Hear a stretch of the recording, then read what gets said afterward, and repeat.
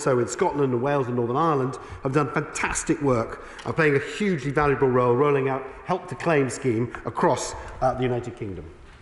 Mr. Speaker, I would also congratulate the Secretary of State on his appointment and indeed welcome his team of ministers onto the Treasury bench. The Secretary of State will understand, I think, that people, lots of people, many people in East Hull work incredibly hard, incredibly long hours, but despite all of their efforts, they do still rely on benefits. So would he agree with me that it would be incredibly mean if the Chancellor of the Exchequer was now to row back on the commitment of uprating benefits in line with inflation? Well, the honourable gentleman has been in the chamber long enough during these questions to know that I can't comment on the uprating or otherwise of benefits. However, he should take into account the numerous positive tax changes that have been over the years for those hard-working constituents that he refers to, not least the very significant increase in the personal allowance since 2010, and of course the change to the taper under universal credit, which makes a difference to many millions of people up and down the land. Robinson. My constituent suffered months of worry and stress as his employer failed to pay any pension contribution into his workplace scheme. Raising it with his boss made him fear for his job, and the regulator gives no feedback on investigations. So would my right honourable friend consider whether the current £400 statutory penalty notice and regulatory powers are sufficient to ensure employers fulfil their pension contributions duties? Thank you, Mr. Speaker. The Independent Pensions Regulator has robust powers in place to investigate compliance and issue fines, and I urge my right honourable friend's constituent to report their concerns in confidence to them, but I am happy to meet with her to discuss this further. Dan Jarvis. Thank you, Mr. Speaker. Harry, my 11-year-old constituent, has cerebral palsy. He was previously awarded the higher rate mobility component of DLA until it was downgraded. It took nearly 2 months for mandatory reconsideration to uphold the decision, which his family are now appealing. There's currently no tribunal date, meaning that the family face a prolonged period of uncertainty and anxiety. Will the Minister look at the detail of Harry's case with a view to expediting a date for a tribunal as soon as possible? Can I just thank the honourable gentleman for the constructive way in which he has approached this issue. I would, of course, be very happy to be in contact with him if he could share the details with me about this specific case. What I can just say, hopefully to give some reassurance, is in relation to mandatory reconsiderations, we are seeing 400 extra people dedicated to this work, and waiting times are dropping, and I think that we need to sustain that performance as well as get it right first time. Well, thank you, Mr. Speaker. Mr. Speaker, I have no doubt that this fine ministerial team will be pleased to know that my recent job fair perfectly complements the Employment and Skills Pathfinder programme.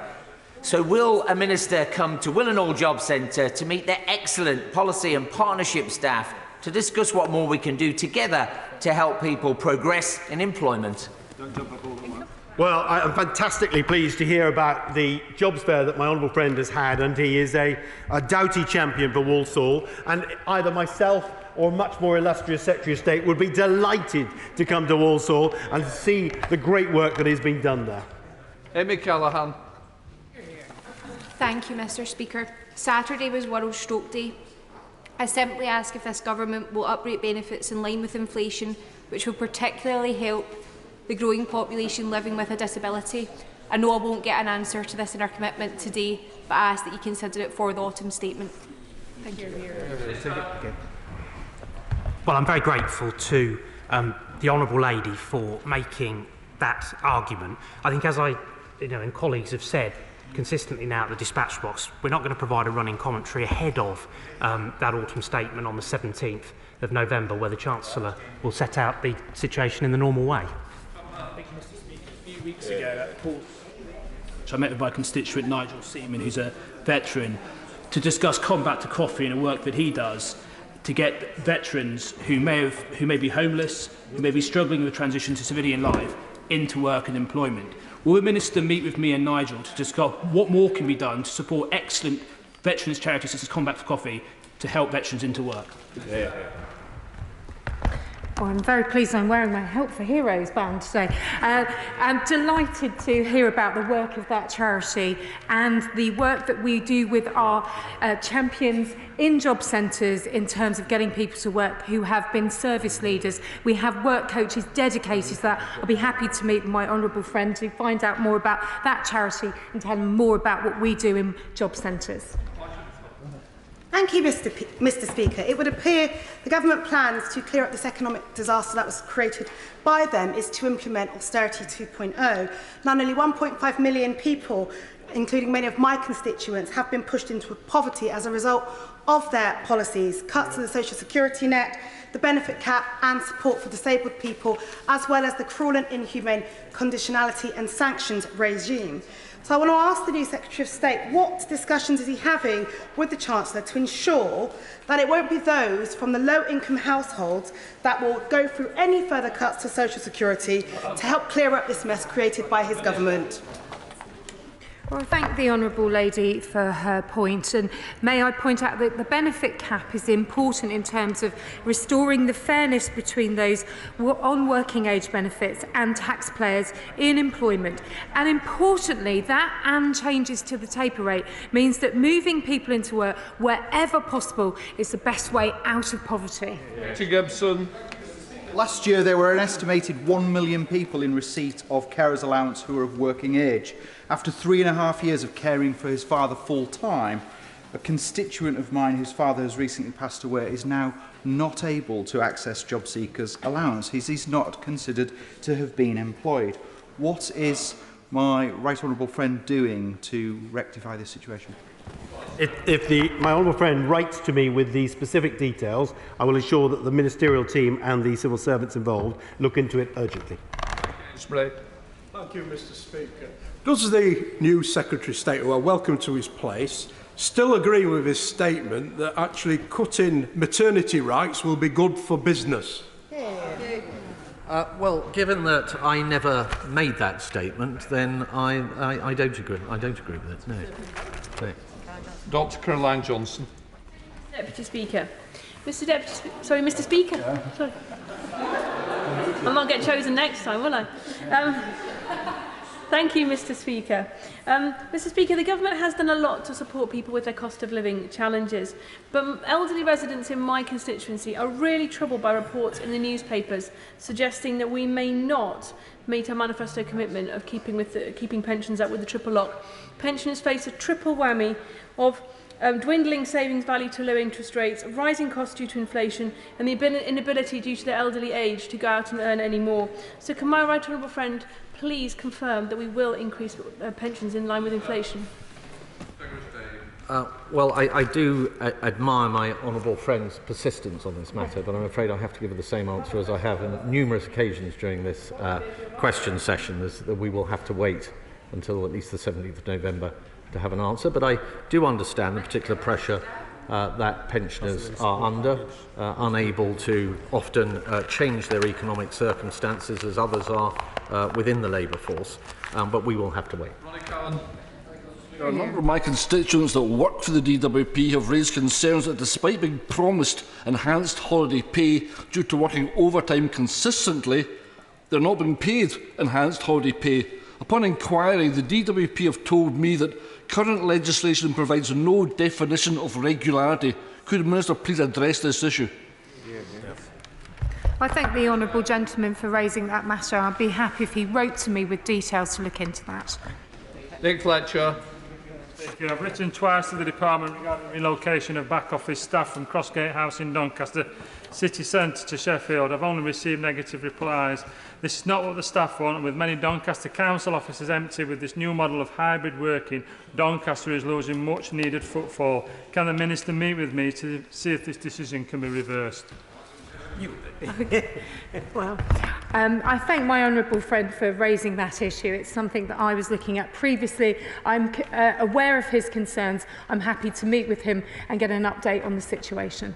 Thank you, Mr. Speaker. Along with many other members in the House today, I've a number of emails from concerned pensioners, including one constituent who says, If the triple lock isn't rated, myself and many others will have to pare our spending even more. Occasional meetups with friends will be the next to go, and then more and more people will become isolated and depressed. So would the Secretary of State agree with me that maintaining the triple lock will help the health and well-being of our pensioners as we go through into the winter? There's a massive support package. Thank you, Mr. Speaker. I completely understand the concerns, but that's why we've put a package of support in place now, worth over £850 for everyone receiving state pension and £1,500 for those in receipt of pension credit. Good, Davies. Mr. Speaker, last week we celebrated the 10-year anniversary of automatic pension enrolment. As this is genuinely an amazing cross-party policy achievement that has transformed the savings culture across our country. As we look back on that success, will the ministers now consider expanding it to 18 to 22-year-olds? Minister. Well, in my former life, I was very much looking at that specific policy, and I'm quite sure that the government will be addressing it very shortly. Rachel Maskell. Thank you, Mr. Speaker. This morning I attended York Cost of Living Summit and I heard the impact that food poverty, heating poverty and housing poverty is having on my constituents. One issue is the rate at which the benefits cap is set. By 2027 it won't be reviewed for 11 years. So can the Secretary of State make representation to the Chancellor to ensure that cap is reviewed for the 17th of November? Mr. Speaker, I am in the process of reviewing just that matter and many of the others that we've discussed, and so therefore we will have to wait, but that is one of the matters that is under review. Final question, Chris Stevens. Thank you, Mr. Speaker. We look forward to the Secretary of State appearing before the Select Committee, so can he give us an assurance before he does that the Department will publish its systematic evidence-based review on food bank use, which the Department promised to publish and place the Commons Library 2 years ago, so we can debate the policy issues required to eliminate hunger across these islands? Well, the honourable gentleman here, and I look forward to appearing before him and his fellow members of the committee, raises a very specific point and issue which I will look into and I will come back to. That completes the questions. From bench, one is clear.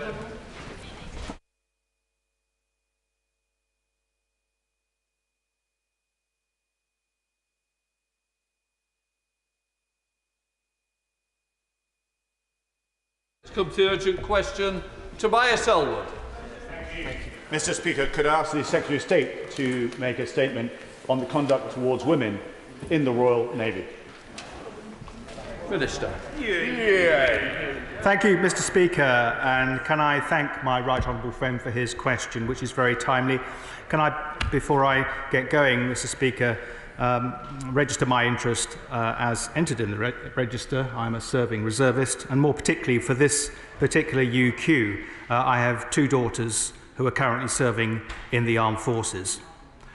I was concerned by the recent reports in the media that have prompted this UQ, little knowing, of course, that I would be answering it this afternoon. Allegations of bullying, harassment and sexual assault in the submarine service are and will be taken extremely seriously. Any activity which falls short of the highest standards of the Royal Navy is totally unacceptable and not a true reflection of what life should be. Sexual assault and harassment has no place in the Royal Navy, and it will not be tolerated. The First Sea Lord has directed a formal investigation into these allegations, and this commenced on the 24th of October. This independent investigating team, being led by a senior female officer, will thoroughly examine the allegations and report back very soon. It is understood that the named individual has agreed to meet the investigating team to provide her account. While this investigation will review specific allegations, Defence will also review the culture of the submarine community and report to ministers in due course. The House will understand that it would be premature to offer any further comment or debate until those investigations are complete. However, anyone who is found culpable will be held accountable for their actions, regardless of their rank and their status. While some of the incidents referred to in the media are historical, it's important to note the large-scale policy changes that were introduced across Defence in the past year. As a result, Defence will deal with incidents and allegations of sexual abuse better. The new policies will ensure zero tolerance of unacceptable sexual behaviour or of sexual exploitation and abuse within Defence. All allegations of sexual offences will be responded to, victims given greater support, and there will be a presumption of discharge for anyone found to be engaging in this kind of behaviour. These policies will ensure going forward that defence will deal with these types of incidents differently. They will build trust and confidence in defence's ability to deal with unacceptable behaviour and demonstrate that supporting people who are victims of unacceptable sexual behaviour is a top priority. The House should be reassured that the Royal Navy has and is continuing to take decisive action to address the allegations which have been brought to light and report to ministers when the investigations are complete, at which point I feel sure, Mr Speaker, that there will be a further opportunity to explore the detail. Thank you, Mr Speaker. Britain can be immensely proud of our Royal Navy, which over centuries has helped define who we are as a nation, and today is globally recognised as arguably the best trained, motivated and disciplined maritime force in the world. It's therefore deeply concerning to see more reports emerging of inappropriate behaviour against women, this time on the very submarines that provide our nuclear deterrent. I certainly welcome the statement and the First Sea Lord's promise of an investigation, but this is another investigation. Only 3 years ago, the MOD was obliged to commission its own study, the so-called Wigston Review, which admitted unacceptable levels of behaviour and suboptimal system for dealing with it. The Defence Select Committee's own study last year, which interviewed over 4,000 female personnel, they replied to our survey run by my right honourable friend for Wrexham. 64% said they endured bullying, harassment, intimidation, discrimination or sexual abuse, and few had any faith in the mechanism to which these concerns could be addressed. Now, my committee made two clear recommendations. Firstly, establishing a central defence authority to provide a reporting system outside the chain of command, and secondly, removing the chain of command entirely from the complaints of sexual nature. Will the MOD now implement these recommendations and encourage others, both serving and retired, to safely come forward to share their concerns? Women have proudly served in our armed forces for over a century now, and now all roles are open up to women. And to be fair, the majority leave with a positive view of their time in uniform. But this is about a few personnel that bring the service into disrepute. It's about a systematic failure of a chain of command. The MOD must now accept its role and prioritise in putting this right. Well, can I thank again my right honourable friend? He's correct to put matters in the terms that he has. He's been robust and forthright, and I respect that. He will also know, of course, that the great majority of women serving in our armed forces today respond positively when asked about their experiences and say that they would recommend the service to others. He will also be aware of the work done this year in response to his committee's report, which I have. I would like to say to him, I've read from cover to cover, but he'll forgive me. I've only been in post a few hours, so I have not done so, but I get the gist of it, and I will study it extremely carefully, and he will know too that the MOD has already accepted the great majority of the reports. And if I can say to him, because he and I have been around this for a long time, that I can't think of a Select Committee report in recent times in which so many of the recommendations have been accepted and are being carried out. He'll be familiar with tackling sexual offending in defence, of course, and the 2 zero tolerance approach pieces of work that have been published this year. So I congratulate him and his committee and say the great majority of the things that he has recommended, and our right honourable friend, the member for Wrexham, have recommended, are being carried out or will be carried out. And I congratulate his committee and in particular our honourable friend. Shadow Minister Luke Pollard. Thank you, Mr Speaker, and can I welcome the new Minister to his position. Those who serve in our armed forces should expect the highest standards of professionalism and personal conduct, and that must be supported and reinforced by government. As the son of a Royal Navy submariner, I know the submarine service is on the front line of our national defence, and every submariner must be confident that the people they serve alongside in the Royal Navy have their back. These claims of abuse are extremely serious and must be thoroughly investigated, and those responsible must be held accountable. But these reports lift the lid on a culture of abuse and cover-up in our armed forces, where in far too many cases, victims are unable to raise their experiences within the chain of command. Women account for 11% of our forces personnel, but between 2019 and last year, 81% of victims of sexual assault in the military were women, and almost half of them were at the start of their military careers. Behind each of these statistics are hundreds of women who have been let down. This cannot be allowed to continue. Victims of sexual abuse serving in our armed forces must have confidence in the processes that allow them to report experiences and must know that robust action will be taken. So can I suggest to the Minister that he reads the report from the Defence Select Committee and he comes back to the House to tell us how he's going to implement all of it? Will he make the investigation that he's just announced public so we can see what actions need to take place? And can the Minister explain why the Government continues to resist Labour's proposals that in the most serious of cases, including murder, manslaughter and rape, and why they're not tried in civilian courts rather than the military ones? What progress can the Minister tell us has been made on the RAF's review into allegations of sexual assault announced in August, and will those findings be made public? Mr. Speaker, our armed forces are the very best in the world, and they deserve the very best too. The Government must step up now and protect those who protect us. Thank you. Thank you, Mr. Speaker. I'm grateful to the honourable gentleman for his points. I agree with him about external scrutiny, and that's why the investigation that has been set up, that will report very soon, to which I referred, will include an individual from outside defence currently being selected for his or her independence and probity and integrity, who will be alongside that investigation. Now, I don't know where this is going to go. I suspect it's going to be complicated and it may take a while. And whilst I want it to report quickly, I don't want to put a time limit on it necessarily, but it's going to report soon in that wonderful plastic term. But it will have within it an independent individual, which he will understand is a divergence from the norm, because I'm absolutely clear that there needs to be oversight of this that is outside of the process. I mean, he'll know full well these investigations are conducted properly always. I've been involved with a number of them myself. But there has to be the appearance also of them being transparent. And I hope that will give him some reassurance. He refers to the Henriquez report, most of which, of course, was accepted. He may also be aware of the joint protocol that will be drawn up for the very serious offences that he cites between the civilian and the service prosecuting authorities. And I hope that goes some way to addressing that outstanding concern that I know he has.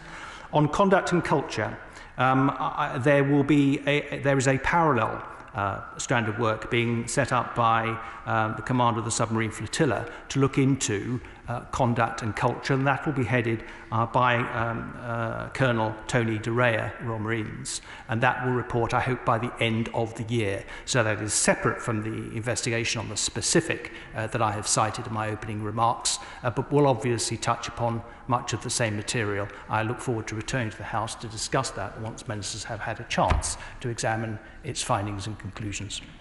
Line notes. Thank you, Mr. Speaker. It must not come down to one brave woman being prepared to speak out. There have to be processes in place where every woman and man serving in our armed forces has the confidence to come forward. And I say gently to my honourable friend, we cannot simply be looking at the culture in the submarine community. This happens across our armed forces, and we need to have processes that are swift and give redress to those victims so that they come forward with confidence.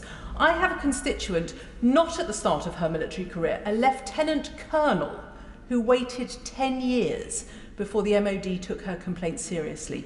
We have to have faster justice for the women who have been victims of this sort of culture. I'm grateful to my right honourable friend. Look, this is my 42nd year in defence as a regular and reservist, and I can tell her over that time things have changed dramatically, and I'm happy to say that is the case. I think particularly in the past few years. I think I accept all of her comments, and there's no room for complacency, absolutely not. With two daughters in the armed forces, certainly I'm not complacent. However, I have to refer to some of the objective data that we have, and some of that is to do with the sexual harassment surveys that each of the three services conduct, which actually show a positive trend. Now, we can argue as to whether that is fast enough, and certainly that shouldn't be the antidote to complacency, but nevertheless it is positive in terms of the experience of people feeling supported, and that their complaints will be dealt with outside the chain of command where appropriate action taken. I think that's very positive, but she's right to say that there's no room for any complacency, and a single complaint is one complaint too many. MP spokesperson Brendan O'Hara. Thank you, Mr. Speaker. I think we're all agreed that the reports that emerged over the weekend are truly shocking, and I pay tribute to the women who have spoken out about the abuse they suffered, including Sophie Brooke, the former Royal Navy lieutenant, who described her abuse as being constant and that it came from the top down, confirming what Emma Norton from the Centre for Military Justice said about there being a culture, nasty, pernicious, endemic sexual harassment, within which people acted with impunity, and that must change. So I'm sceptical about the First Sea Lord's announcement of yet another internal investigation. It's simply not good enough, because as the MP for Argyll and Bute, which takes in the naval base at Faslane, I understand that this episode casts a shadow over the entire service, and I'm sure that there are thousands of hard-working, thoroughly decent Royal Naval personnel who will demand that those responsible, irrespective of their rank or status, are rooted out and disciplined.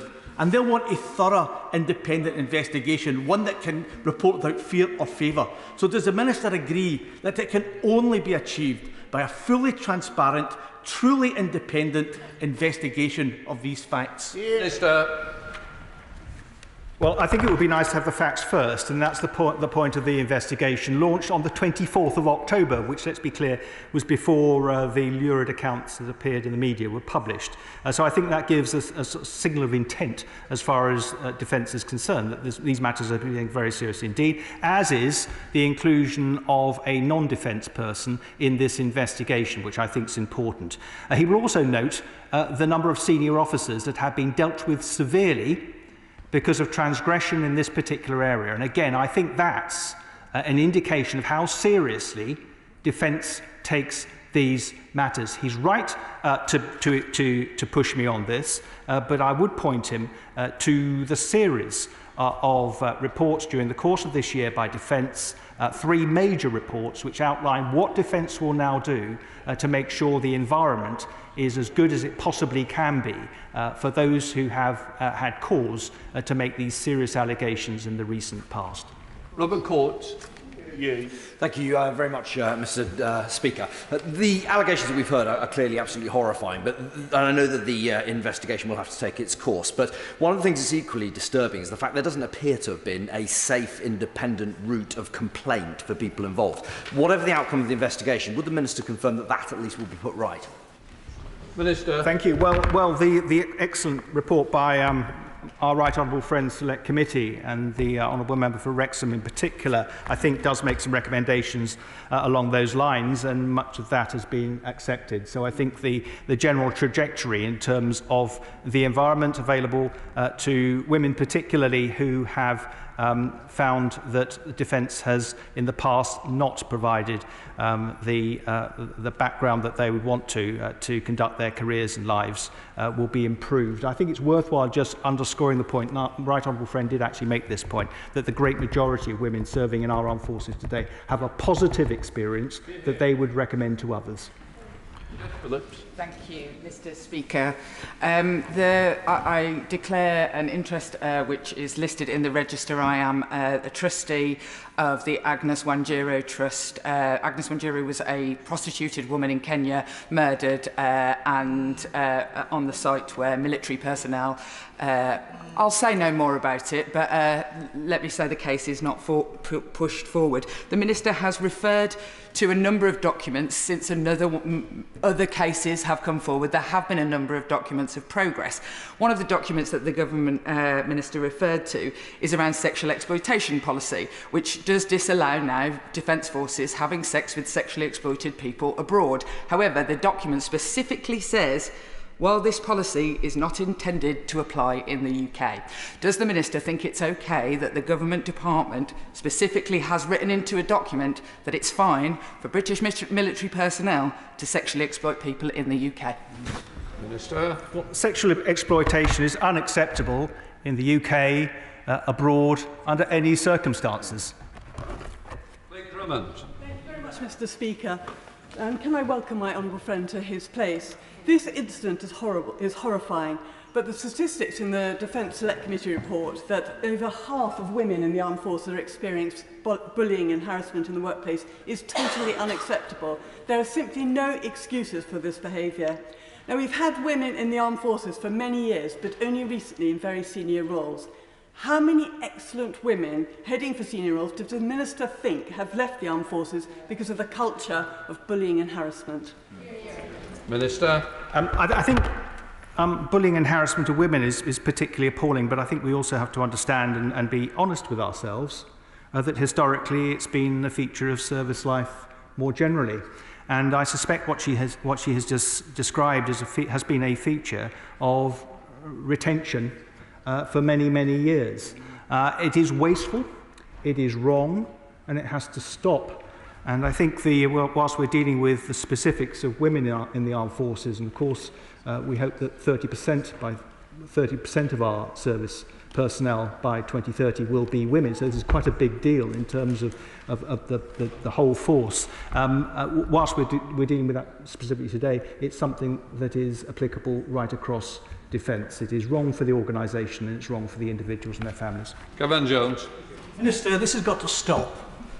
As the Chair of the Select Committee said, we've had the Wixton report, we've had the House of Commons Select Committee report, ably chaired by the Honourable Member for Wrexham. And can I say, her sacking does not fill me with a great deal of confidence that these things are actually going to be taken seriously. What evidence does the MOD need for change? Because without an independent process, either in terms of investigations or into the prosecutions, which the MOD resisted fiercely in the Armed Forces Bill, things will not change, Minister. Minister. Well, the right honourable gentleman is correct to put me on the spot on this. What I would do, though, is to cite some of the evidence. And I mentioned earlier on the sexual harassment survey. That's an important survey. It's conducted rigorously. It's been conducted longer, as it happens, for the Army than the other two forces, but its conclusions are fairly clear, and that is whilst there is no grounds for complacency at all in this, things are improving. And in terms of what's being done, well, tackling sexual offending in defence was the major part, the biggest part of the response to the report that we referred to earlier on, and it's accepted the great majority of those recommendations and is rolling them out at pace. And this thing was only published summer 21, and already this year, summer this year, we have this major contribution which accepts most of it and says how it's rolling it out. Lewis. Thank you, Mr. Speaker. I warmly congratulate my right honourable friend on rejoining the Defence Ministerial team. With his experience of professional service in the Royal Navy, he will be aware of the vital role of commanding officers of naval units in terms of discipline.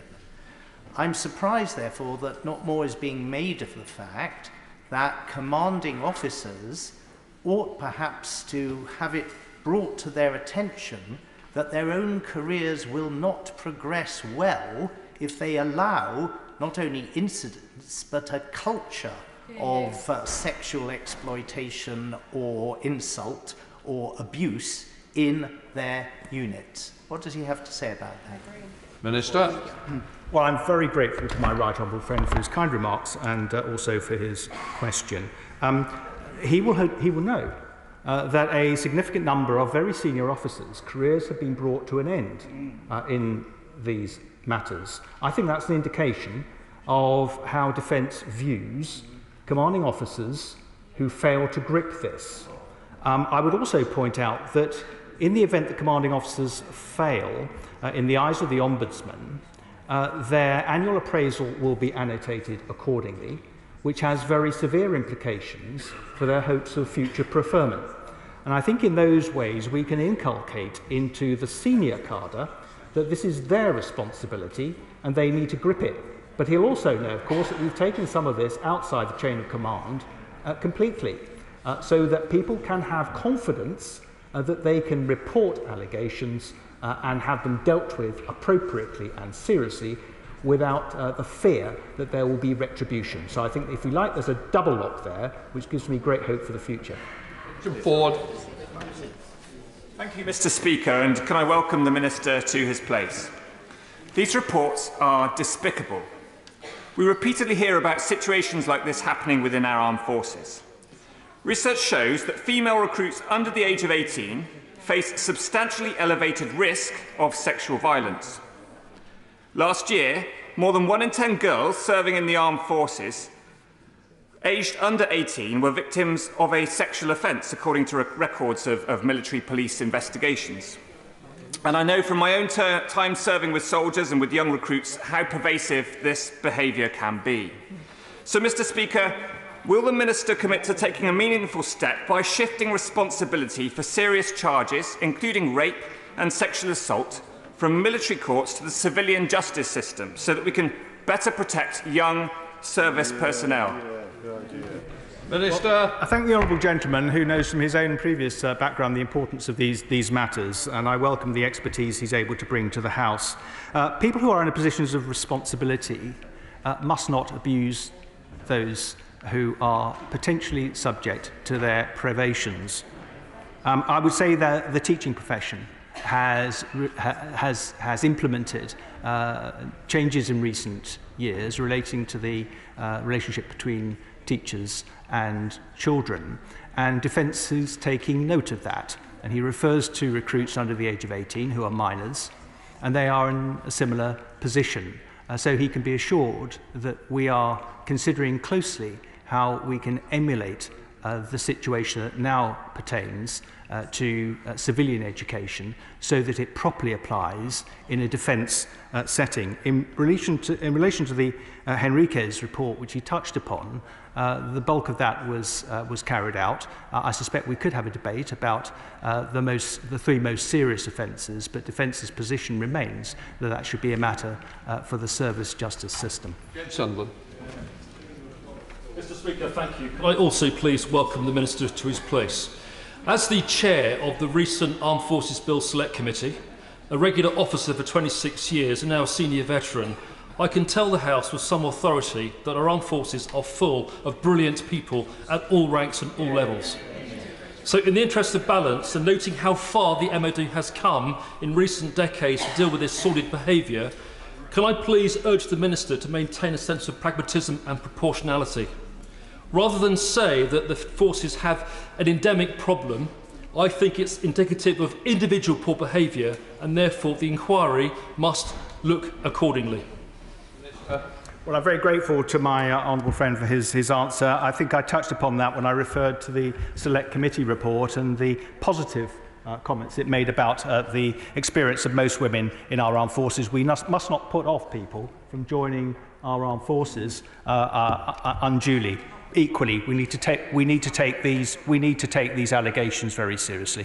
On the Antonia. Thank you, Mr. Speaker. I'd like to pay tribute to the Honourable Member for Wrexham and her report, because that report, when I was on the Armed Forces Parliamentary Scheme last year, was referred to by many in senior positions, and it should not be cast aside.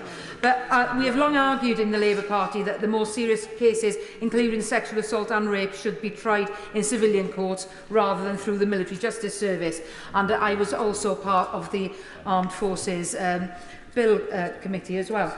And I just think, Minister, please, can you explain why the government continues to resist this move to have these sexual assault cases they need to be in there?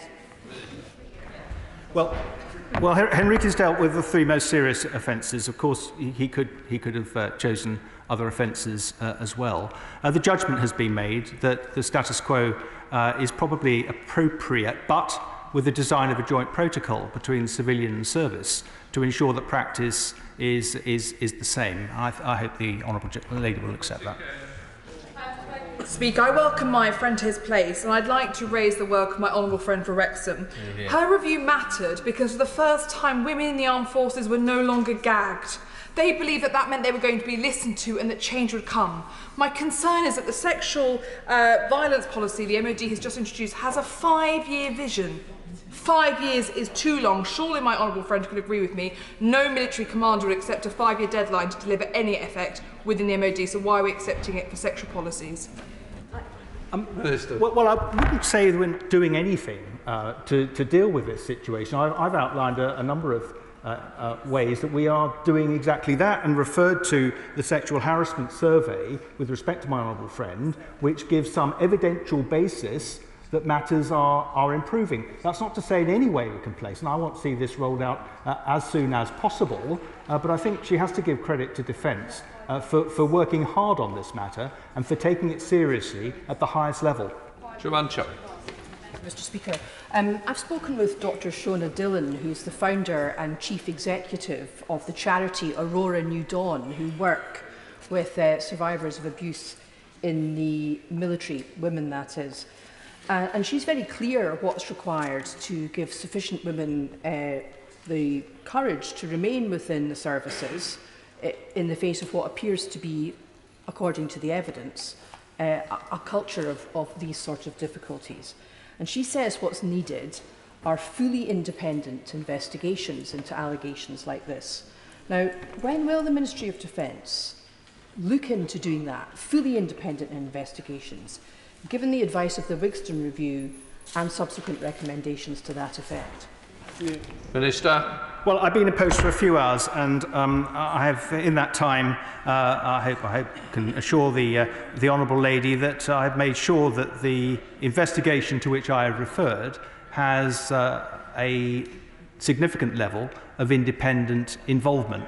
That's not a given within Defence. It's something of a departure, but I think it's important for transparency and for people accepting ultimately what this comes up with, that we do have somebody from outside Defence that's completely independent of Defence heavily involved. So if that gives her any indication of how I view these things. In terms of victims, she's absolutely right. And she will be aware, I hope, of the Victim and Witness Care Unit set up with the Defence Serious Crime Unit about to be set up, which I think will give some support, added support to the victims of some of these horrendous offences. Simon Felt. Thank you, Mr. Speaker. My right honourable friend, the Secretary of State, has suggested that the future of the Royal Navy may well be in subsea vessels, but we can't expect to staff a fleet and recruit with reports of misogyny and absolutely terrible abuse hanging over submarine services' heads. So can my honourable friend confirm the government's view that such behaviour is completely unacceptable and that he will be working towards a system where people can have faith in the system of training, reporting and redress to make sure that the incidents that have been reported in the press are the last of their type? Minister. I'm grateful to my honourable friend. He's right. This specific is relating to the submarine flotilla, but I think the lessons are will be more generally applicable. I agree with him entirely that this kind of behaviour has no place in our Royal Navy and in Defence more generally. Sean Morrow. Thank you, Mr. Speaker. The North East is proud to send so many young men and women into the armed forces, more than any other region. As a consequence of that, we have many veterans living in our region. Now, the 2019 report from the North East charity Forward Assist, No Man's Land, highlighted the experience of women veterans in particularly the unacceptable levels of sexual harassment that they'd had to deal with. It highlighted also the lack of appropriate mental health support for them when they leave the armed services, and particularly online for those feeling isolated. What will you do to ensure that women veterans have the level of mental health support that they need and they deserve from their service? Minister. Well, I'm grateful to the honourable lady. I hesitate ever so slightly because I've been quite professionally involved in this particular area, and a set of rules that carry my name apply that govern how servicemen and servicewomen leaving the armed forces for medical reasons are managed in civilian life, which helps their transition. In terms of veterans in general, again, most of them, the great majority of them, transition to civilian life very well. Should be aware of that. In fact, there's good evidence to suggest they do better than the civilian cohort. However, it's important that we do continue to support their mental health. And over the past 5 years, matters have improved dramatically, not least through career transition and through their ability to continue to access support through service means. Mr. Speaker, I was not angry over the weekend just because this dreadful case of sexual harassment and bullying in the Navy. I wasn't angry just because I have 3 daughters, 5 grandchildren, 5 granddaughters, and another one due on Thursday. I'm angry because I think it's the inalienable right of women to be free from this sort of treatment. And everywhere I've worked, it is still there. In the manufacturing sector, in the universities where I spent 30 years, here in the House, in Whitehall, this behaviour is still everywhere, and we've got to do something about it and do it fast. I agree with the honourable gentleman. There's no question, specifically on defence, of course, but in society more generally. Margaret Furry. Thank you, Mr. Speaker. What will ministers be doing to ensure that no female officer brave enough to come forward and report abuse will experience professional discrimination in the future, such as withholding promotion opportunities? Minister. Well, I hope I've explained in my previous remarks the importance that Defence assigns to this, particularly when it comes to senior officers who may be complicit in some of the behaviour that we're discussing today. It's very important. If your career's on the line over this, it does affect your thinking fairly dramatically. And I would also commend to her the Victim and Witness Care Unit that will be established by December this year in relation to the most serious offences, which I think will give some much needed support to people that was previously lacking. Van Jarvis. Thank you, Mr. Speaker. Can I welcome the Minister back to his post? I wonder if he will join with me in noting the amazing achievement of Private Carter, who just last week became the first woman soldier to pass the All-Arms Pre-Parachute Selection Course, P Company. It is a timely reminder of the outstanding contribution that women make to our armed forces. So I wonder if the Minister will agree with me that every woman who steps forward to serve, whether it's in the Royal Navy or whichever bit of defence that it might be, deserves nothing less than complete and total respect at all times. Well, I entirely agree with the honourable gentleman. It's no mean feat to join the armed forces, even these days as a woman. The challenges remain enormous. I hope they are becoming less over time. I'm particularly proud of my 2 daughters who are serving in the armed forces. You know, respect to them, and strength to their arm. David. Thank you, Mr. Speaker. Mr. Speaker, it is highly disturbing to hear of a woman in the armed forces being sexually assaulted and violently abused. Now, last year, the Defence Committee's report, Women in the Armed Forces, uncovered shocking levels of abuse, identifying bullying, harassment, intimidation and discrimination in the armed forces. This stops women from fulfilling their potential, and in many instances, the abusers are instead promoted and rise in the ranks. This is unacceptable. Can the Minister confirm how many of the committee's recommendations to date have been implemented? Because women in the armed forces really do need to be protected. Minister. Well, if the Honourable Lady is referring to the House of Commons Defence Select Committee report, as I said earlier, the great majority of those recommendations were accepted or partially accepted, which is pretty much unprecedented in my experience. With my congratulations to the chair of the committee that's in his place. Look, let me be clear. The behaviour this touches upon is wholly and completely unacceptable. It's unacceptable in the armed forces. It's unacceptable in society in general, and it needs to be stamped out. We now come to the statement from the Foreign Secretary. Welcome to the dispatch box. Foreign Secretary James Cleverly. Thank you, Mr. Speaker. With permission, I will update the House on the situation in Ukraine.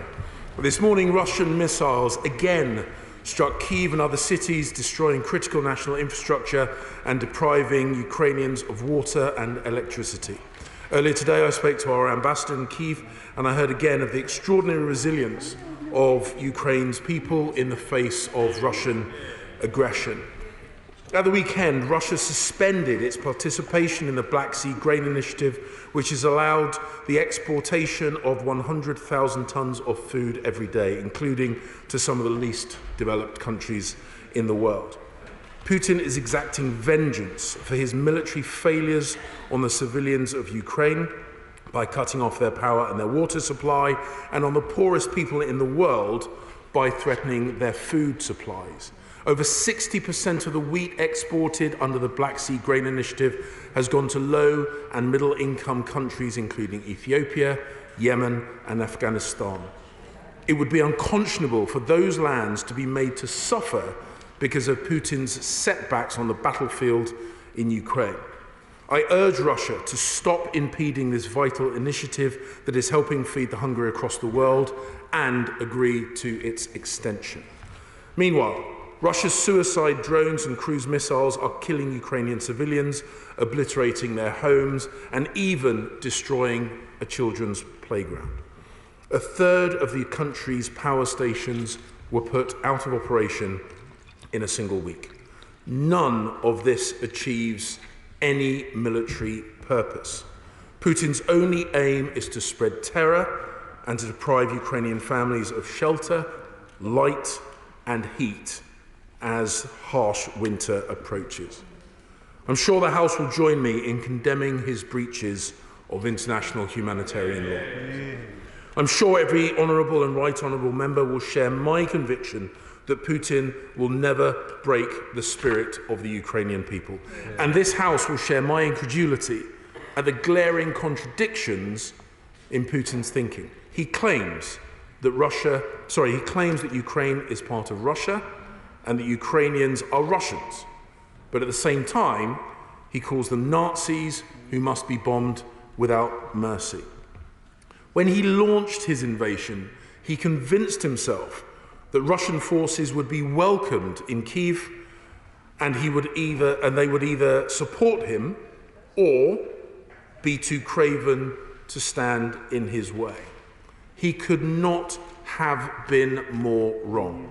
The last 8 months has shown the scale of his miscalculation. They have shown the barbarity of his onslaught, including the mass rape committed by Russian soldiers in Ukraine. The UK's campaign to prevent sexual violence in conflict is more urgent now than ever, and I will host a conference on this vital subject next month. And now, the Kremlin is resorting to peddling false claims, churning out invented stories that say more about the fractures within the Russian government than they do about us. It is also reprehensible that Iran should have supplied Russia with the Shahed drones that are bringing destruction to Ukraine in violation of UN Resolution 2231. On the 20th of October, the government imposed sanctions on 3 Iranian commanders involved in supplying weaponry to Russia, along with the company that manufactures Shahed drones. Earlier, Putin announced on the 30th of September that Russia had annexed 4 regions of Ukraine spanning 40,000 square miles, the biggest land grab in Europe since the Second World War. Once again, this exposes his self-delusion. Putin has declared the annexation of territory he has not captured. And what he had managed to seize, he is in the process of losing. On the 12th of October, 143 countries, 3/4 of the entire membership of the United Nations, voted in the General Assembly to condemn the annexation. Russia had just 4 supporters: Syria, Belarus, Nicaragua, North Korea.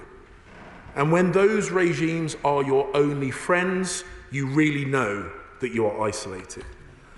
When 141 countries denounced Putin's invasion back in March, some speculated that that was the ceiling of the international support for Ukraine. The latest vote showed even more nations are now ready to condemn Russia. But Putin still thinks that by forcing up food and energy prices, we will lose our resolve.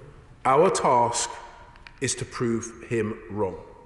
We will not waver in our support for Ukraine's right to self-defense. I delivered that emphatic message when I spoke to my Ukrainian counterpart on Tuesday, and my right honourable friend, the Prime Minister, said the same to President Zelensky when they spoke on the phone, the first foreign leader that he called upon his appointment as Prime Minister. On Thursday, I will attend a meeting of G7 foreign ministers in Germany, where I will send a unified signal of our shared determination. This year, Britain gave Ukraine £2.3 billion worth of military support, more than any country in the world apart from the United States of America. We will provide Ukraine with more support to repair its energy infrastructure, and we have committed to £220 million of humanitarian aid. The House will have noted Putin's irresponsible talk about nuclear weapons and an absurd claim that Ukraine plans to detonate a radiological dirty bomb on its own territory. No other country is talking about nuclear use. No country is threatening Russia or threatening President Putin. He should be clear that for the UK and our allies, any use at all of nuclear weapons would fundamentally change the nature of this conflict. There would be severe consequences for Russia. And how counterproductive would it be for Russia to break a norm against nuclear use that has held since 1945 and has underpinned global security? Nothing will alter our conviction that the Ukrainians have a right to live in peace and freedom in their own lands. If Putin were to succeed, every expansionist tyrant would be emboldened to do their worst, and no country would be safe. That is why we stand and will continue to stand alongside our Ukrainian friends until the day comes, as it inevitably will, that they prevail. Mr. Speaker, I commend the statement to the House. Yeah. Shadow Foreign Secretary David Lammy. Yeah. Mr. Speaker, the war in Ukraine is at a critical new stage. Increasing missile and drone attacks, the senseless withdrawal from the grain export deal that would lead to increasing hunger around the world, and as we enter the winter months, Putin's rhetoric is becoming increasingly irresponsible, including his references to nuclear weapons and dangerous fabrications around a so-called dirty bomb. And I support the Foreign Secretary's words on that matter. This is a sign of Putin's desperation, but this does not mean an end is near. This will be a long and protracted conflict. This morning, more than 50 missiles were launched by Russian forces against Ukrainian energy and water systems over the course of just a few hours. This isn't an isolated attack, but a deliberate and callous Russian strategy to target civilian infrastructure ahead of the winter. Mr. Speaker, some estimates claim almost a third of Ukraine's power stations and other energy facilities have been hit, and 80% of Kyiv has been left without water after these latest attacks. The Foreign Secretary mentioned his discussions with our ambassador on the ground. I am sure the whole House are grateful to the embassy team for their continuing work in very challenging conditions. Can the Foreign Secretary set out today how many electricity generators the UK has already sent to Ukraine and how we will strengthen Ukraine's energy supply at this time? Some of these attacks have been conducted using Iranian-supplied drones. We welcome the sanctions already announced against the Iranian regime. What further measures is the government considering to prevent Iran's material support to Russia's invasion?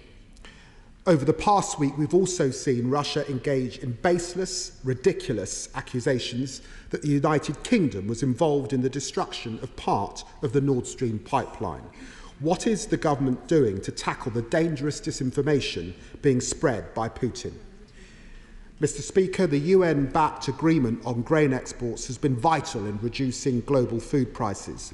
President Putin's unjustifiable decision to pull out of this deal will have catastrophic consequences. It comes at a time when many countries are already food insecure, including Somalia, where an imminent famine is feared.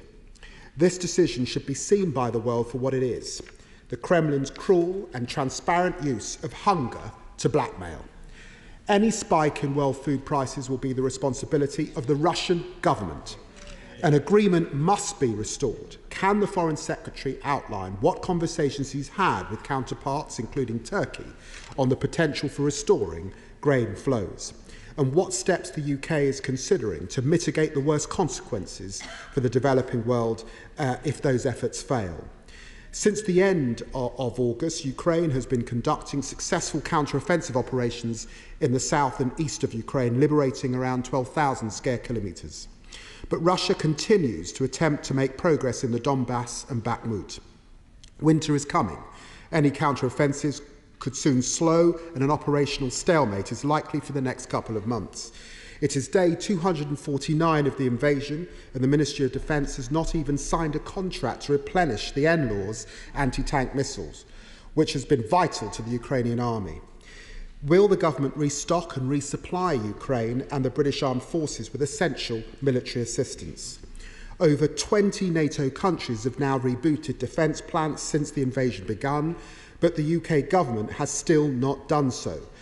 Will he update the integrated review of the foreign and defence policy and continue what was indicated by the last Prime Minister? Now we are on our third in just 3 months.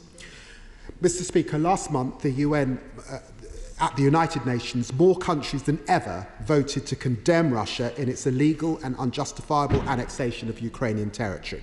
The world saw through the sham referendums and recognised Russia's actions as a flagrant violation of the UN Charter. We must sustain and grow the diplomatic coalition against Putin, because the outcome of this war will depend on who is more resilient: Putin's Russia or Ukraine and its supporters in the West and beyond. Labour is clear. We won't let our support for Ukraine falter. Our duty now is to make sure Ukraine wins. This means providing the diplomatic and military support required, but also moving beyond ad hoc announcements and laying out a long-term strategy for military, economic and diplomatic assistance through 2023 and beyond. We have to reinforce the message to Putin: continuing this barbaric war will make it worse, not better, for Russia. Foreign Secretary. I thank my opposite number, the Right Honourable Gentleman, for the points that he's made, and echoing from his benches the support for the Ukrainian people and their attempts to, or their work to eject Russia from their homelands. I think it is noticed that whilst we often disagree, sometime on detail, our collective response is to support the Ukrainian people. That will be noted, and I think they will be incredibly grateful for that. He raises a number of points which I will attempt to cover in my response. In terms of the energy needs of the Ukrainian people going into the winter, the UK has pledged £100 million to support Ukraine's energy security and to reform, and £74 million in fiscal grants to support Ukraine through the World Bank. With his specific question about the number of generators, I will seek to get more details of that and share those with him at an appropriate point in the future. With regard to Iran, he notes the fact that we have already sanctioned a number of people, as I made in the point I made in my statement. He will know that we do not discuss future sanctions designations, but I can assure him that we will be keeping a close eye on Iran and indeed any other country's actions in terms of providing arms for Russia, and we will take appropriate actions to dissuade them from doing so and to react if they do. He is absolutely right to highlight the situation with regard to disinformation. We have seen increasingly desperate statements coming out of the Russian Ministry of Defense and the Kremlin.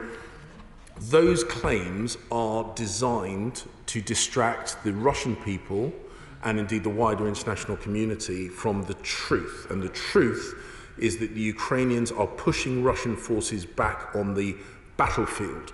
We must not be distracted from that truth, and he is absolutely right that we must work with our international allies to make sure that Russia's disinformation campaign does not influence global support for the Ukrainian people. He also mentioned grain exports, and I've spoken with my Turkish counterparts in the past, expressing our gratitude for the work that they've done securing that grain export deal. And we've also reinforced the need for that to be extended and for Russia to lift the pause on their engagement with that. This is about ensuring that the global poor, those people who are already suffering from hunger, are not drawn into a conflict not of their choosing. And we must not let Vladimir Putin use global hunger as leverage to undermine support for the Ukrainians in the defence of their homelands. He asks about the supply of anti-tank missile systems. We are committed to matching our support next year as we have done for this year. We will ensure that the Ukrainians are supplied with the arms most relevant to the needs at the time. Obviously, in the initial conflict, the initial phases of the conflict, those NLAWs and other anti-tank missile systems were incredibly important to them. What we're now seeing as the battlefield has evolved, ground-to-air missile systems and air-to-air missile systems have increased in importance. We'll make sure that our support to Ukraine matches their needs, but we'll also ensure that we don't denude our own armed forces of requirements, and action has been taken to stimulate the supply chain for critical military equipment. We will always ensure that we adapt to the circumstances on the ground, on the battlefield, and also ensure that we don't, as I say, denude ourselves of our ability to defend this country as well as our friends and allies. Yeah, come to the Chair of the Select Committee, Alicia Kearns. Speaker, over the next month, war on the ground will be most difficult to Putin to wage, and therefore he is weaponising famine, information, sexual violence, and even Ukraine's children. So can my right honourable friend tell me what conversations he is having with abstentionist countries who are most likely to suffer from famine in order that they encourage Russia to return to the Black Sea grain deal? On the kidnapping of Ukrainian children, which is a form of genocide, there appears to be no meaningful international action taking place, so can he reassure us on that front?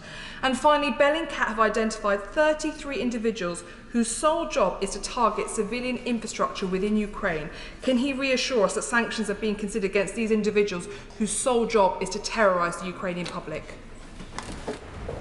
Foreign Secretary. I thank my honourable friend for the points that she has made, and she is absolutely right that it is important that we engage with those countries that have thus far abstained in votes at the United Nations to remind them that Russia's attack on Ukraine, the invasion of Ukraine, is not just a European issue. It is about the UN Charter.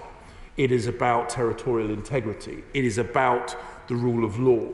And that any and all countries that value those things should show solidarity in their condemnation of Russia's involvement.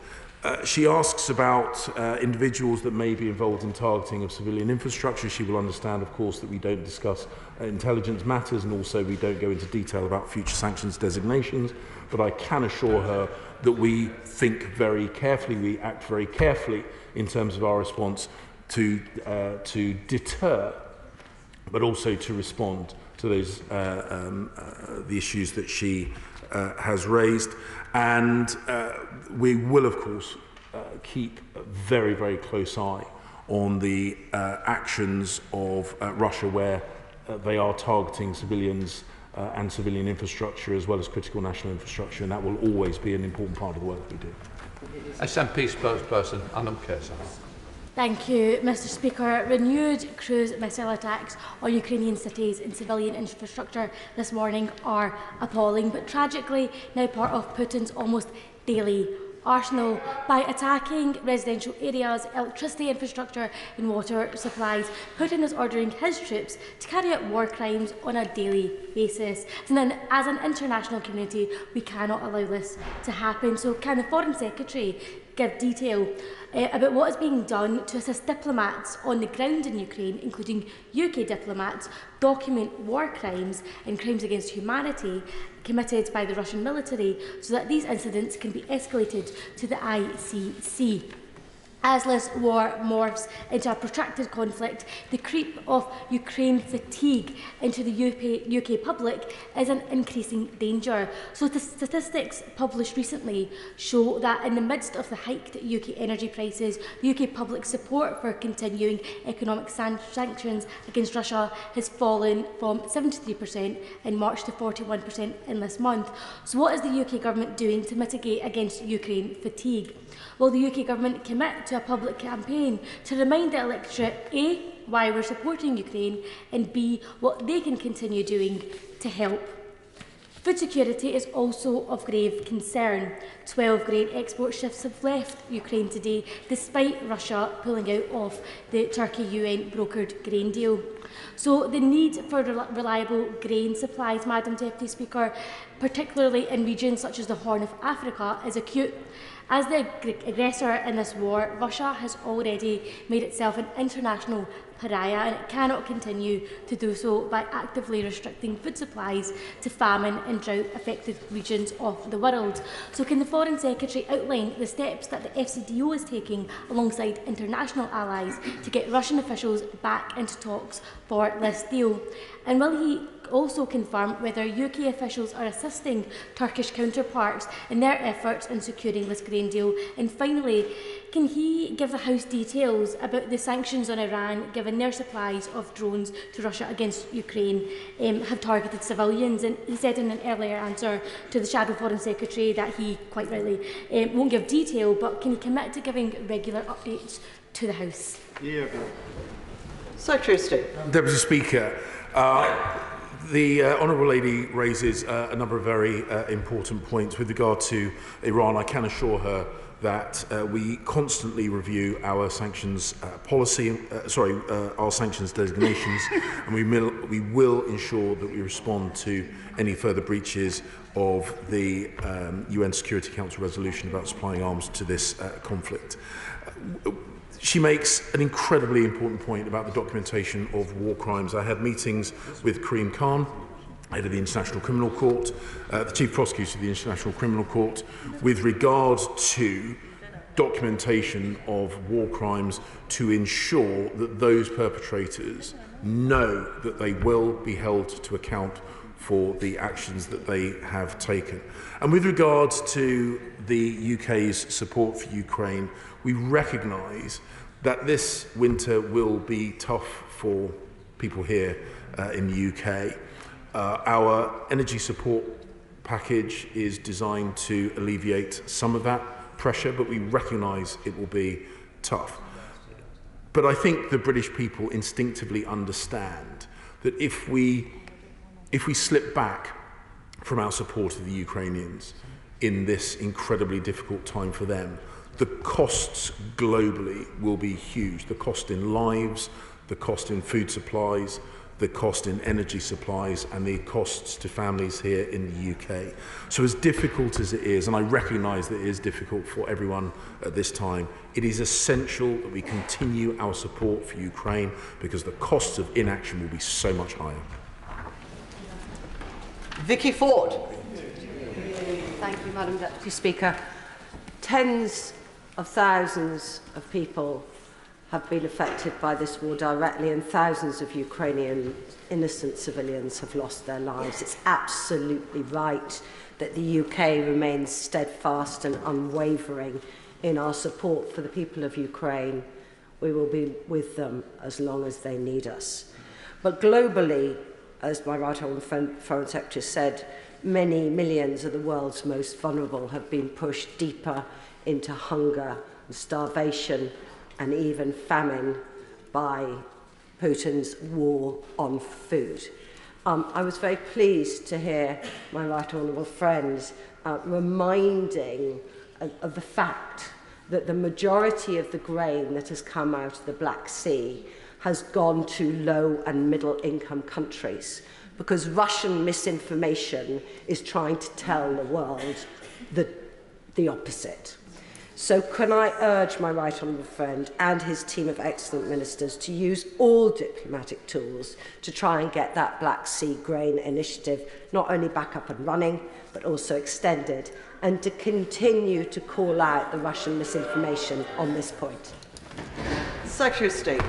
Mr. Speaker, I'd like to put on record my thanks to my right honourable friend for the work that she did in her time at the Foreign, Commonwealth and Development Office, and the huge energy that she brought to the role. She's absolutely right that we are witnessing the perverse situation where Vladimir Putin is trying to impose even greater hunger on people who are already suffering food insecurity and, in some instances, famine. It is absolutely wrong that he does so, and we call upon Russia to resume the Black Sea grain deal and to extend it. It is deeply, deeply wrong that the world's poor are forced to suffer even more because Russia has been and is being unsuccessful on the battlefield, and I can assure her that we will continue working with Turkey and others to get that deal back in place. Yeah. Chris Bryant, you said. Chris Bryant. Thank you. One of the most depressing things, upsetting things I've seen in the last few days is Russian conscripts in floods of tears saying, I don't want to be cannon fodder, I'm just going to be cannon fodder. So this is a crime against Russian people as well. Yeah. But can I just ask about the sanction regime in the UK? Because it does seem a bit of an own goal and counterproductive. If significant people who are being sanctioned by the UK are allowed to have £60,000 a month, £1.5 million to spend on luxurious lifestyles here. And can you just update us on what's happened to the £3.5 billion from Abramovich's sale of Chelsea, which was meant to be going already by now to the reconstruction of Ukraine? Yeah. Secretary of State.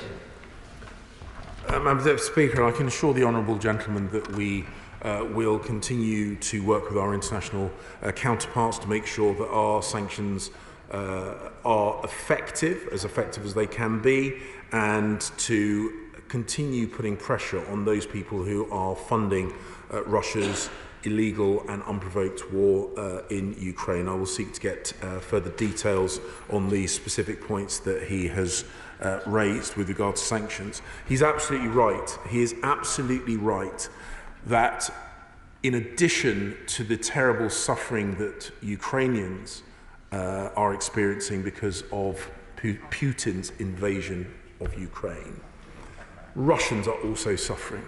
There are mothers who thought their sons were going to a training exercise who now have found out that those soldiers have been killed on the battlefield.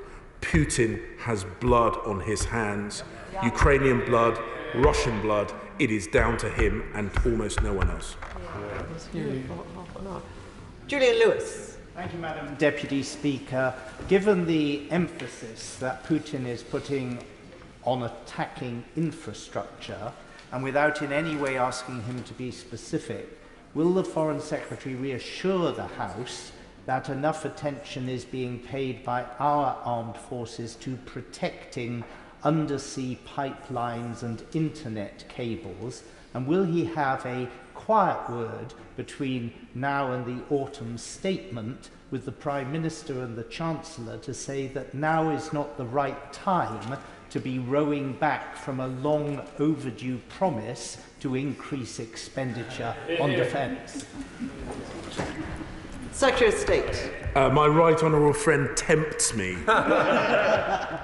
to go beyond my brief at the dispatch box. All I can say is that I always listen to his advice carefully, and I have no doubt that the Secretary of State for Defence, the Prime Minister and indeed the Chancellor will have all listened very, very carefully to the points he put forward. Tony Lloyd. Madam Deputy Speaker, the Minister, the Foreign Secretary, has quite rightly made the point about protection of the infrastructure in Ukraine, because we know the campaign at the moment is to weaken the morale of the Ukrainian people. Is he satisfied, though, in that context, that there is the international coordination so that we're making sure that the British efforts from other international partners are such that it does deliver the support that Ukraine needs at the moment? Secretary of State. He makes a very important point. Vladimir Putin clearly went into this conflict believing that the pressure he exerted on Ukraine would create fragmentation in the Ukrainian political system. It did not. He was expecting it would create tension in NATO. It did not. He thought it would split up the EU. It did not. He thought it would break up the G7. It did not. At every single strategic aim, he has failed. Indeed, he is now looking at a stronger and larger NATO because of his actions. I can assure the honourable gentleman that the international community, if anything, has been brought closer together in terms of our coordinated response to Russia's invasion of Ukraine and in terms of our support to the Ukrainians themselves. Sir John Whittingdale. Thank you, Madam Deputy Speaker. Can my right honourable friend make clear that if indeed any attack did take place on the Russian Black Sea Fleet, the UK had absolutely no involvement in it? And can he confirm that despite the withdrawal of Russia from the agreement, nevertheless ships have left Odessa today bearing grain, and can he say whether or not he expects that to continue? Secretary of State. My right honourable friend makes a very, very important point about the importance of the Black Sea grain deal. That is helping feed people that need the international support now more than ever. With regard to the claims that are being made from the Kremlin and the Russian Ministry of Defence, they are becoming increasingly detached from reality. And as I've said, they are designed to distract the Russian people from the reality of the Russian failures on the battlefield. We will continue to shine a light on those failures, and we will continue to support Ukraine in defending itself against that aggression. Hilary Benn. Thank you very much indeed, Madam Deputy Speaker. In announcing it was pulling out of the deal, Russia said it would be risky for Ukraine to continue to seek to export grain using the Black Sea. Given that the only possible risk to ships comes from Russia itself, and further to the question just put by the Right Honourable Member for Malden, if ships are moving out of Odessa, there are reports that the United Nations, Turkey and Ukraine have reached some agreement about ships that are currently in Turkish waters. Does he think there's any prospect that President Putin's bluff on this will be called? Ships will continue to be inspected by the other parties to the agreement, and they can carry on helping to feed the world. Secretary of State. I think the point he made about where the only credible threat to international shipping would come from is an important one. And I think the world would see, if those grain ships were attacked or if they were prevented from exporting that grain, the world would see who was ultimately responsible for imposing even further hunger on those people in the world, those people in the global south, those people already suffering from food insecurity and famine. The world would see who was truly to blame for imposing greater hardship on those people who are already suffering. Tobias Elwood. Thank you very much, Madam Deputy Speaker. Can I absolutely endorse the support that this government, the front bench, is giving to Ukraine. But we've entered a darker chapter as Putin is up against the wall. He's resorting to non-conventional means. Can I suggest that our support, therefore, needs to move, bearing in mind the escalatory ladder, from the battlefield to supporting Ukraine's infrastructure. And to that end, Odessa, that critical port, those grain ships are not getting out to the scale that we need to feed the world. Could I suggest that he goes to the United Nations General Assembly, secures a resolution to create a safe haven around that port so Britain can lead the international community in maritime flotilla to support the grain ships departing and entering that port? Secretary of State. My right honourable friend makes an incredibly important point about the significance of grain exports from the Black Sea. I've listened to his proposal. I think that what we need to do is see Russia immediately reverse its pause on its involvement in Black Sea exports, and we will look at any options which increase the flow of food to the global south, to the people who need that food more than ever. Of course, I will take his suggestions seriously, but ultimately we want to do whatever we can do to increase the grain exports immediately. Gavin Robinson. Speaker, and can I thank the Foreign Secretary for his statement and in recognising the answers he has given already about sanctions for the IRGC, encourage him to recognise that across the House there will be support for further action should he deem it fit to take, and I would encourage him to do so. In respect of the United Nations, I think it is encouraging to hear that the UN are standing by ship movements today, but could he elaborate from a diplomatic perspective what avenues are available through the United Nations to increase international support, bearing in mind the veto that Russia continues to have in the P5? Secretary of State. Madam Deputy Speaker, he makes an incredibly important point about the inbuilt limitations of the United Nations because of Russia's abuse of its veto. The United Nations is an incredibly important institution, and as I say, the world, 143 countries voting in condemnation of annexation, 141 voting in condemnation of the attack.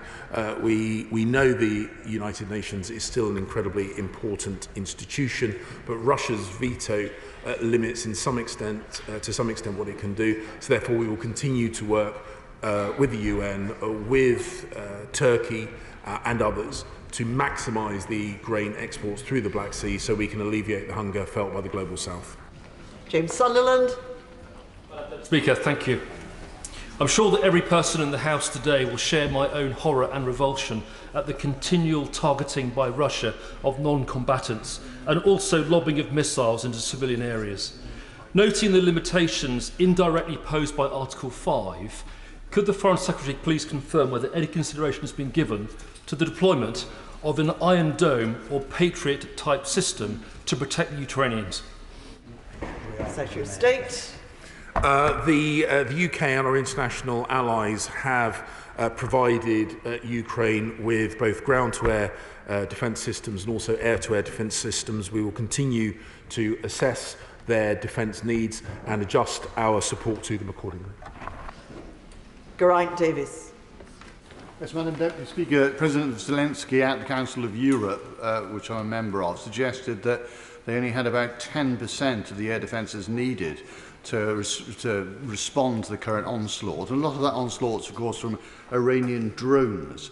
So given that Iran is in a condition of social unrest, what efforts is the UK government making to ensure that people in Iran know that the focus of their government is to send weapons of mass destruction against innocent people rather than feeding them bread and giving them human rights in order to choke off over time the supply of these deadly weapons? He makes a very good point. We will continue to take action which discourage the supply of weapons to Russia that will be used, that might be used in Ukraine, and we will keep under constant review our sanctions packages to choke off the supply of weapons like drones. We'll keep that under review. Wendy Morton. Thank you, Madam Deputy Speaker. My right honourable friend has set out what he is doing to urge allies and other countries to provide extra support for Ukraine, but specifically when it comes to the training of those brave Ukrainians who are fighting in their homelands, I wondered if he could set out what more we can do, perhaps working with our NATO allies in this regard. Madam Deputy Speaker, I'm very proud that I'm joined on the front bench by my right honourable and gallant friend from the Ministry of Defence. I'm incredibly proud of the work that the British Armed Forces have done training members of the Ukrainian Armed Forces. We are being joined by an increasingly large number of international allies who are doing likewise. I think it is being demonstrated on the battlefield that it's not just the equipment that we have supplied or the inherent resolve of the Ukrainian Armed Forces, but also the technical improvement that we have helped train with the Ukrainian armed forces that has been decisive, and I have no doubt that that will continue. Leila Moran. Deputy Speaker, may I thank the Foreign Secretary for his words and particularly agree with when he says we will not allow Putin to use hunger as global leverage, because doing so is barbaric and frankly condemns thousands more to death than he's already killed. But given that backdrop, does he also share my concern that we as a country are now only spending 0.3% of gross national income on aid across the world? We found this out this weekend. We have all here campaigned on manifestos of 0.7%. Surely the answer now is for us to step up again and ensure that what Putin wants to do cannot be done, because we will be there to ensure that his barbaric act won't have the effect he hopes. I don't agree with the figures that the Honourable Lady has used, but the broader fact is that we continue to support countries in the global south, poor countries around the world. We continue to support them directly, but also through ensuring that those grain exports continue. We are helping them through the Black Sea grain initiative, and I can assure her and the House that we will continue to do both. It is incredibly important that we re-establish the principle that powerful neighbours cannot invade another country with impunity, that territorial integrity must be preserved, because it will be the very people that she makes reference to in other parts of the world that would suffer if the message is sent to potential aggressors that we will stand idly by and watch them brutalise their neighbours. We will never do that. Yeah. Order. Just before we proceed, a great many people still wish to participate in this statement, and we've already been underway for 42 minutes. There's a lot of other business that the House has to transact for the rest of today. So can I make a plea for short questions, which would then allow the Foreign Secretary to give short answers? John Hull. Thank you, Madam Deputy Speaker. Will my right honourable friend join me in congratulating President Zelensky for engaging directly with parliamentarians such as myself at the Council of Europe? And he spoke openly about his needs there, and it was an answer to a question of mine that he said that the need for missile defence systems was, he had only 10% of what he needed. Well, I do congratulate President Zelensky on his engagement with partners both bilaterally and multilaterally, and I would like to put on record my thanks for the work that my honourable friend does in ensuring that these issues are brought to the attention, and the huge amount of effort that he puts into the UK's position on the Council of Europe. Alice McGovern. Thank you, Madam Deputy Speaker. The Foreign Secretary's statement mentions Syria as one of those countries at the United Nations that has given Russia comfort. But it's not Syrian civilians that have taken that stance. In fact, Madam Deputy Speaker, they are the very people who know, equally to anyone in this world, of Putin's violence. So can I ask the Foreign Secretary what he's doing at the United Nations or elsewhere to widen the consensus that all civilians in our world deserve protection from Putin's violence, including Syrian civilians? Madam Deputy Speaker, she makes an incredibly important point. We have seen the leadership in Russia, Putin bringing pain and harm on Russian people. We have seen Assad bringing pain and harm on Syrian people. We know it is not done in their name. It is not done with their say-so. And she's absolutely right that civilians around the world are suffering because of the poor decisions of their brutal leadership, both in Moscow and in Syria. Richard Drax. Madam Deputy Speaker, can I welcome my honourable friend to his place? I'm delighted to see he's still there. Understandably, we hear an awful lot about what we and what the Americans are giving in direct help to the Ukrainians. Can you clarify to the House exactly what other NATO countries like Germany and France are actually giving to Ukraine and the scale of it? Madam Deputy Speaker, time prevents me from going into the level of detail that my honourable friend has asked for, but I would reassure the House that whilst the UK is second only to the United States of America in direct military support, other countries around the world, around Europe, are very, very much providing support to Ukraine and have responded with alacrity at the Russian invasion of Ukraine. Both through NATO and through various institutions, including the G7, we have become closer as allies, and we will, I'm sure, continue to stand in solidarity in our support for the Ukrainians in the defence of their homeland. Yeah. Mohammed Yassin. Thank you very much, Madam Deputy Speaker. My constituents, Georgie, like many refugees supported by the Homes for Ukraine scheme, arrived in the UK with their Ukrainian cars, and they hope to return home as soon as it is safe to do so. Will the Foreign Secretary speak to his colleagues in DFT about the urgently dropping or extending the requirements to exchange Ukrainian number plates for UK plates beyond the current 6 months period, which is causing unnecessary stress to those affected? I'll take a note of the point that he has made, and I'm sure my colleagues in Transport will have done so also. Andrew Selous. Will the Foreign Secretary impose sanctions on Ivan Ryabov, a Russian security official who was shown to have abused Russian females protesting against Ukraine? And would this not show that our sanctions reaches even junior Russians who abuse Russian protesters like that?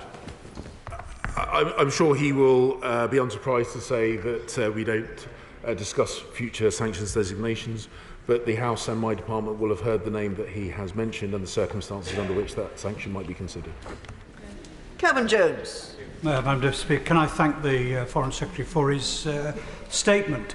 He mentioned in his statement NLAW, which has been tremendously effective in Ukraine, but it is also a fact that we haven't yet put in a contract for renewal in just the stocks for the UK Army, but also for any future use in Ukraine.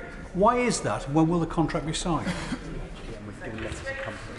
My understanding is that we've given letters of comfort to the supply chain of NLAWs, which will stimulate the future production, and that we will, of course, always take actions that ensures that not only we are able to support Ukrainians in the defence of their homeland, but we do so without detrimenting our ability to defend ourselves. Yeah.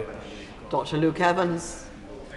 Speaking, the UN estimates suggest that the Black Sea Grain Initiative has indirectly saved 100 million people from falling into extreme poverty. So when he goes to the G7 meeting on Thursday, will he be raising this particular topic and looking at what support we can put into the key partner of Turkey to try and make sure that Russia release their suspension of this deal? I speak with my Turkish counterpart regularly on this issue and others. They are, I know, very committed to ensure that those grain exports continue, and I will continue discussing with them how we can ensure that continues beyond the current lifestyle of this agreement. Alison Thulis. Madam Deputy Speaker, Russian missile strikes in Kyiv have reportedly left much of the city without a water supply. So can I ask the Secretary of State what more his government is doing to ensure Ukrainians get access to clean water, both through expertise and funding? The Honourable Lady makes an incredibly important point about the ability to repair infrastructure. As I say, I spoke to His Majesty's Ambassador in Kiev just this afternoon about the speed with which Ukrainian municipal workers are repairing that infrastructure, remarkable speed with which they do that. Actually, I might take this opportunity to respond to a specific question that the Right Honourable Gentleman made about humanitarian assistance, including 856 portable generators to support power for essential public services in Ukraine. Robert Coates. I'd like to pay tribute to the extraordinary achievements of the Ukrainian Air Force in the circumstances that they are in. Could the Foreign Secretary assure me that he will be given consideration to what support he can give them so the aerial dimension is not forgotten? I can assure him we will consider that. I'm very proud of the fact that we've supplied a number of AMRAAM missiles specifically to help defend themselves, the Ukrainians defend themselves against attacks from the air. We'll keep that constantly under review. Richard Ford. Thank you, Madam Deputy Speaker. In a statement issued in March, the government said it had created an electricity network support task force for Ukraine, which brought together UK commercial suppliers and the Energy Networks Association. The then Foreign Secretary and Right Honourable Member for South West Norfolk said, "We will keep the lights on in Ukraine." And I thank the Right Honourable Secretary of State for talking about 856 mobile generators, but I wonder, can he update the House on what part the Electricity Network Support Task Force is now having, so that we can honour the former Foreign Secretary's pledge? Well, we continue to work with the Ukrainians to help them keep the lights on, to help them keep their water going, and not just in the here and now, but also to help their energy resilience in the future. As I say, we will ensure that our support to Ukraine adapts to account for their changing needs and circumstances.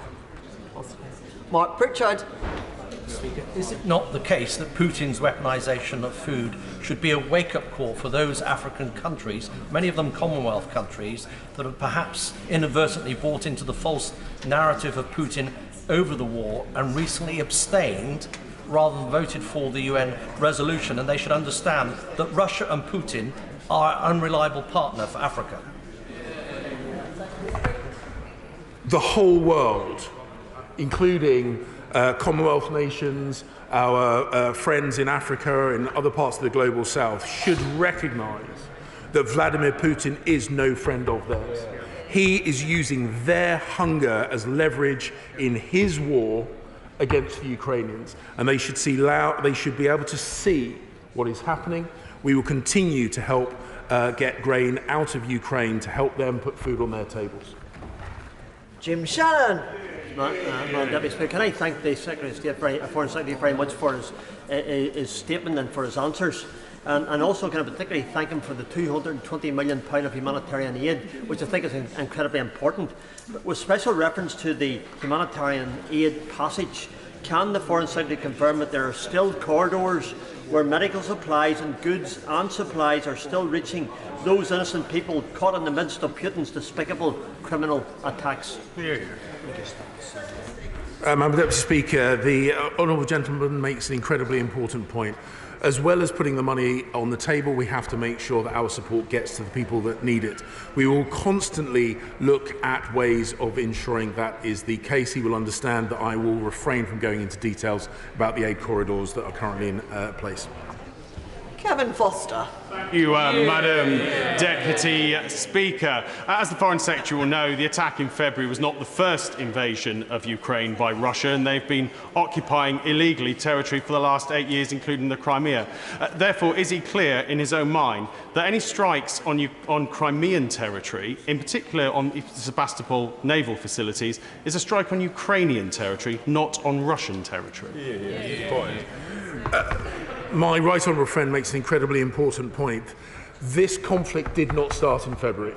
The most recent phase of this conflict started in February, but there have been Ukrainians who have been attacked, abused and occupied by Russian forces for many, many years before that. We must never lose sight of that fact.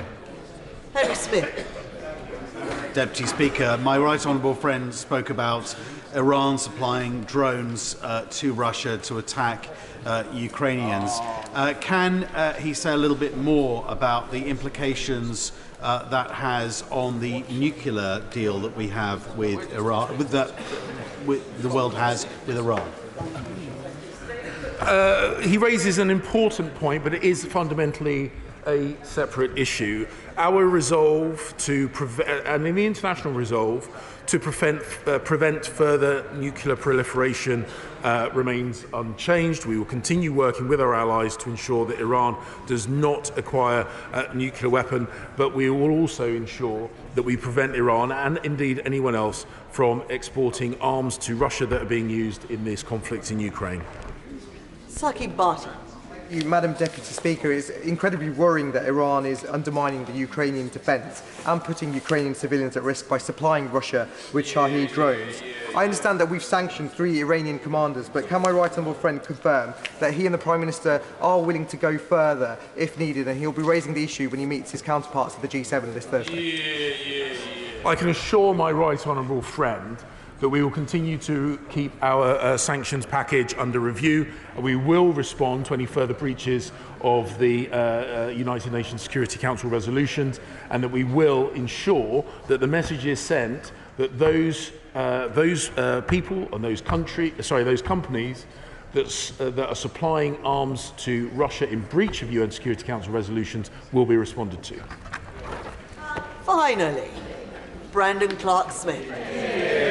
Thank you, Madam Deputy Speaker, and can I say how truly astounded I am at the bravery of the tens of thousands of Ukrainians who have stepped up to defend their homeland. And can my right honourable friend assure me that the UK is doing all it can with its allies to make sure that they receive the necessary training for them to be able to do their jobs? Madam Deputy Speaker, at the beginning of the year at the United Nations, I said the Ukrainians would defend their homeland ferociously. They have done exactly that. My respect for those people, both the professional soldiers, air personnel, sailors in the Ukrainian armed forces before the invasion, and those who teachers, builders, catwalk models, former politicians who have taken up arms to defend their country, have the most enormous respect from across the world. I can assure my honourable friend that we will continue to support them as they defend themselves against this illegal, unprovoked and barbaric invasion. Thank you. That concludes the statement from the Foreign Secretary. I'm pausing for a moment to allow members who intend to leave the chamber to do so swiftly and quietly, in order that we can proceed to our next item of business, and to give the dramatis personae the opportunity to be in place.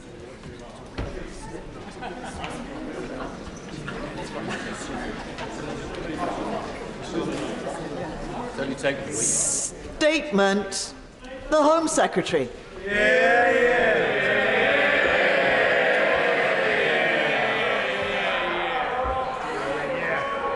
With permission, Madam Deputy Speaker. Order. Let's just make clear from the beginning, this is a very serious statement on a serious matter that is affecting a lot of people, and the Home Secretary will be heard with dignity. Home Secretary. Thank you, Madam Deputy Speaker. With permission, I would like to make a statement about asylum processing at Manston and the incident in Dover yesterday. At around 11:20 a.m. on Sunday, police were called to Western Jetfoil. Officers established that 2 to 3 incendiary devices had been thrown at the Home Office premises. The suspect was identified, quickly located at a nearby petrol station, and confirmed dead. The Explosive Ordnance Disposal Unit attended to ensure there were no further threats. Kent Police are not currently treating this as a terrorist incident. Fortunately, there were only 2 minor injuries, but this is a shocking incident, and my thoughts are with all of those who are affected. Madam Deputy Speaker, I have received regular updates from the police. While I understand the desire for answers, investigators must have the necessary space to work. I know the whole House will join me in paying tribute to everyone involved in the response, including the emergency services, military, border force, immigration enforcement, and the asylum intake unit. Madam Deputy Speaker, my priority remains the safety and the well-being of our teams and contractors, as well as the people in our care. Several hundred migrants were relocated to Manston yesterday to ensure their safety. Western Jetfoil is now fully operational again. I can also inform the House that my right honourable friend, the Minister for Immigration, visited the Manston site yesterday, and that I will visit shortly. My right honourable friend was reassured by the dedication of staff as they work to make this site safe and secure while suitable onward accommodation is found. As members will be aware, we need to meet our statutory duties around detention and also fulfil legal duties to provide accommodation for those who would otherwise be destitute. We also have a duty to the wider public to ensure that anyone who has entered our country illegally undergoes essential security checks and is not immediately free to wander around local communities with no fixed abode. When we face so many arrivals so quickly, it is practically impossible to procure over 1,000 beds at such short notice. Consequently, we have recently expanded the site and are working tirelessly to improve facilities. There are, of course, competing and heavy demands on housing stock, including for Ukrainians, Afghans, and social housing. We are negotiating with accommodation providers. I continue to look at all available options to overcome the challenges we face with supply. This is an urgent matter, Madam Deputy Speaker, which I will continue to oversee personally. I will now turn to our immigration and asylum system more widely. Let me be clear. This is a global migration crisis. We have seen an unprecedented number of attempts to illegally cross the Channel in small boats. Some 40,000 people have crossed this year alone, more than double the number of arrivals by the same point last year. Not only is it unnecessary, because many have come from another safe country, it is lethally dangerous.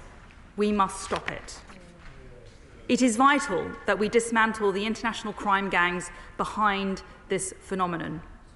Cooperation with the French has stopped over 29,000 illegal crossings since the start of the year, twice as many as last year, and destroyed over 1,000 boats. And our UK-France Joint Intelligence Cell has dismantled 55 organised crime groups since it was established in 2020. The National Crime Agency is at the forefront of this fight. Indeed, NCA officers recently joined what is believed to be the biggest ever international operation targeting smuggling networks. This year has seen a surge in the number of Albanian arrivals, Madam Deputy Speaker. Many of them, I'm afraid to say, abusing our modern slavery laws. We are working to ensure Albanian cases are processed and individuals are removed as swiftly as possible, sometimes within days. The Rwanda Partnership will further disrupt the business model of the smuggling gangs and deter migrants from putting their lives at risk. I'm committed to making that partnership work. Labour want to cancel it.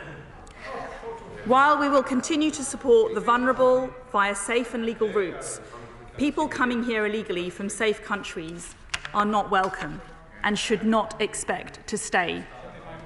Where it is necessary to change the law, we will not hesitate to do so. I share the sentiment that has been expressed by members from across the House who want to see cases in the UK dealt with swiftly. Our asylum transformation programme will help bring down the backlog. It is already having an impact. A pilot in Leeds reduced interview times by over 1/3 and has seen productivity almost double. We are also determined to address the wholly unacceptable situation, which has left taxpayers with a bill of £6.8 million a day for hotel accommodation. And let me set out to the House a situation that I found when I arrived as Home Secretary in September at the Home Office. I was appalled to learn that there were over 35,000 migrants staying in hotel accommodation around the country at exorbitant cost to the taxpayer. I instigated an urgent review. Home Secretary. I pushed officials to identify accommodation options which would be more cost-effective and delivered swiftly while meeting our legal obligations to migrants. I've held regular operational meetings with frontline officials and have been energetically seeking alternative sites. But I have to be honest, this takes time and there are many hurdles. I foresaw the concerns at Manston in September and deployed additional resource and personnel to deliver a rapid increase in emergency accommodation. To be clear, like the majority of the British people, I am very concerned about hotels, but I have never blocked their usage. Indeed, since I took over, 12,000 people have arrived, 9,500 people have been transferred out of Manston or Western Jetfoil, many of them into hotels. And I've never ignored legal advice. As a former Attorney General, I know the importance of taking legal advice into account. At every point, Madam Deputy Speaker, I have worked hard to find alternative accommodation to relieve the pressure at Manston. What I have refused to do is to prematurely release thousands of people into local communities without having anywhere for them to stay. That is not just the wrong thing to do, Madam Deputy Speaker, that would be the worst thing to do. For the local community in Kent, for the safety of those under our care, and for the integrity of our borders. The Government is resolute in our determination to make illegal entry to the UK unviable.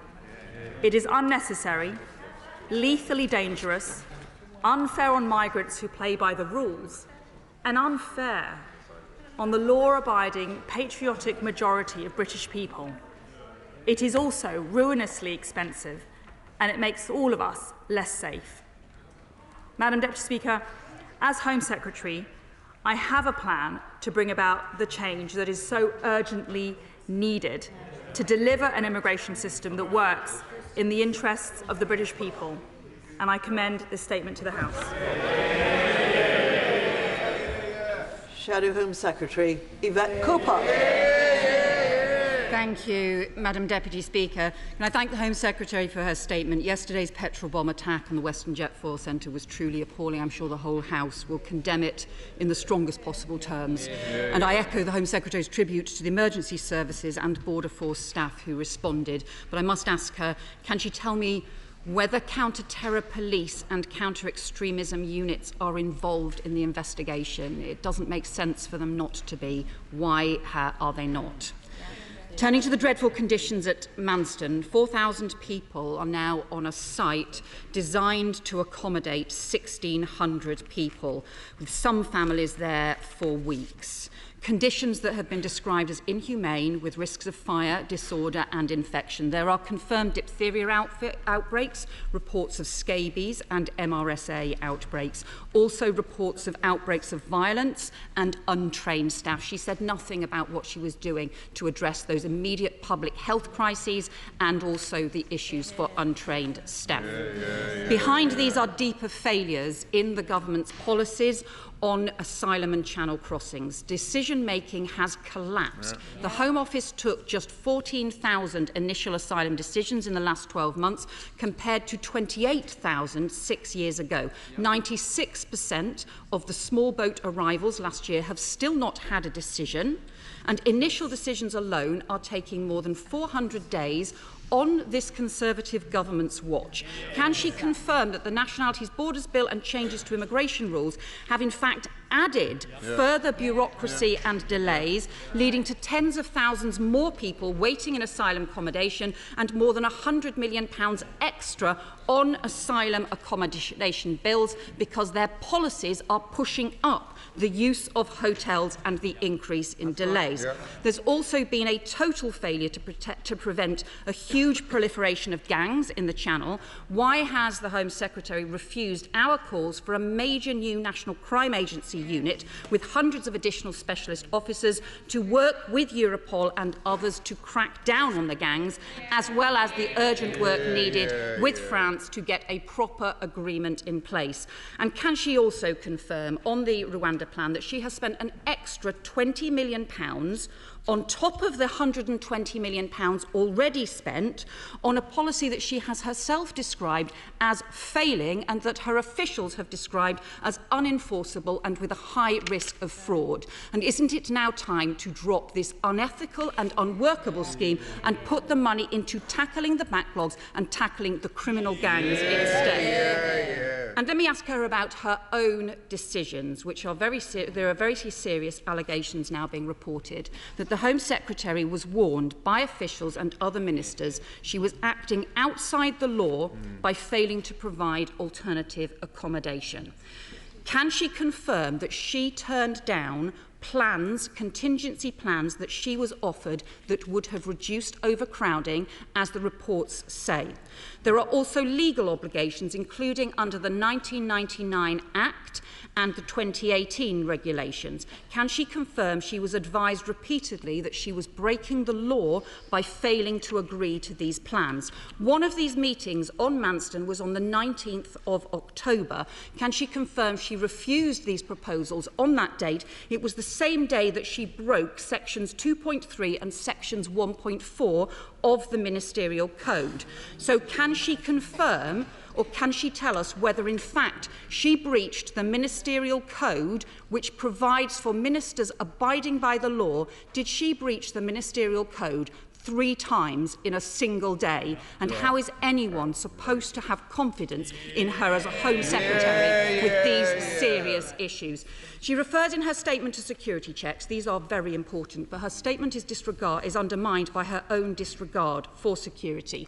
Her letter today makes clear that the incident over which she resigned was not a one-off, and contrary to her previous claims to have reported the breach rapidly as soon as she realised, she instead had to be challenged several times by one of her colleagues. She has also not answered the crucial questions about security breaches while she was Attorney General. Can she tell us whether she was involved in a leak to the Telegraph, reported in the Telegraph on the 21st of January, about information about Attorney General action on a case involving the security service? Has she sent any other government documents by WhatsApp, Telegram or other social media? And given that it's been less than a week since she was reappointed, and less than a fortnight since she was first forced to resign for breaching the Ministerial Code, and every day since her reappointment there have been more stories about possible security or Ministerial Code breaches, how is anybody supposed to have confidence in her, given the serious responsibilities of the Home Secretary to stand up for our national security, for security standards and for public safety? The Prime Minister promised that this would be a government of integrity, of professionalism and of accountability. Isn't the Home Secretary letting everyone down and failing on all of these counts?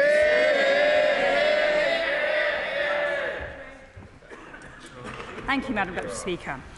To pick up on some of the specific points that the Honourable Lady mentions, I'm not going to comment on any details relating to this specific case or the individual under consideration.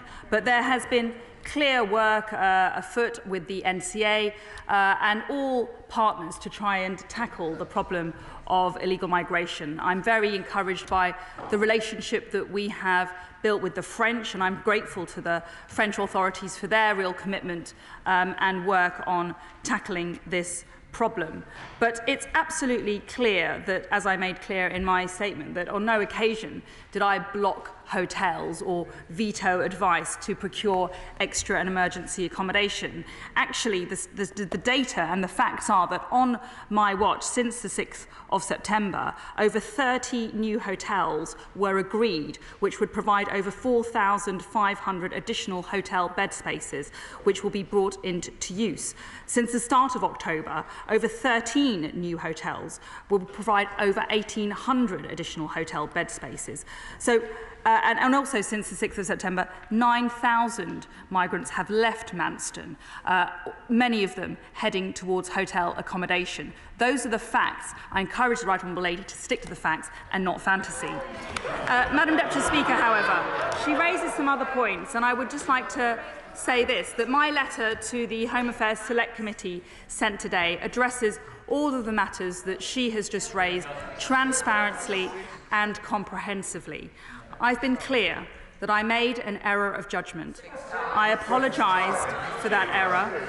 I took responsibility for it and I resigned. But, Madam Deputy Speaker, does the House want to hear what the Home Secretary has to say? Home Secretary.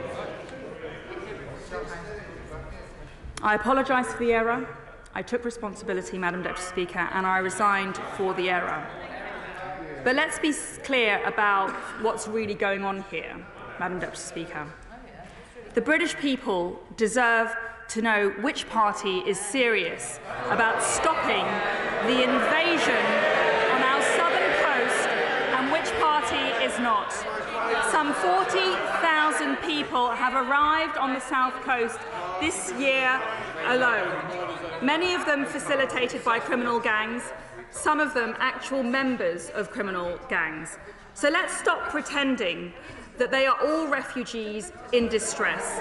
The whole country knows that that is not true, and it's only the honourable members opposite who pretend otherwise. Madam Deputy Speaker, we need to be straight with the public. The system is broken.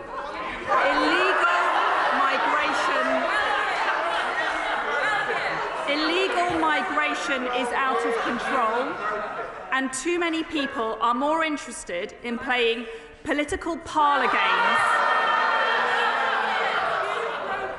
covering up the truth, than solving the problem. I, Madam Deputy Speaker, am utterly serious about ending the scourge of illegal migration, and I am determined to do whatever it takes to break the criminal gangs and fix our hopelessly lax asylum system. That, Madam Deputy Speaker, is why I am in government, and that is why there are some people who would prefer to be rid of me. Well,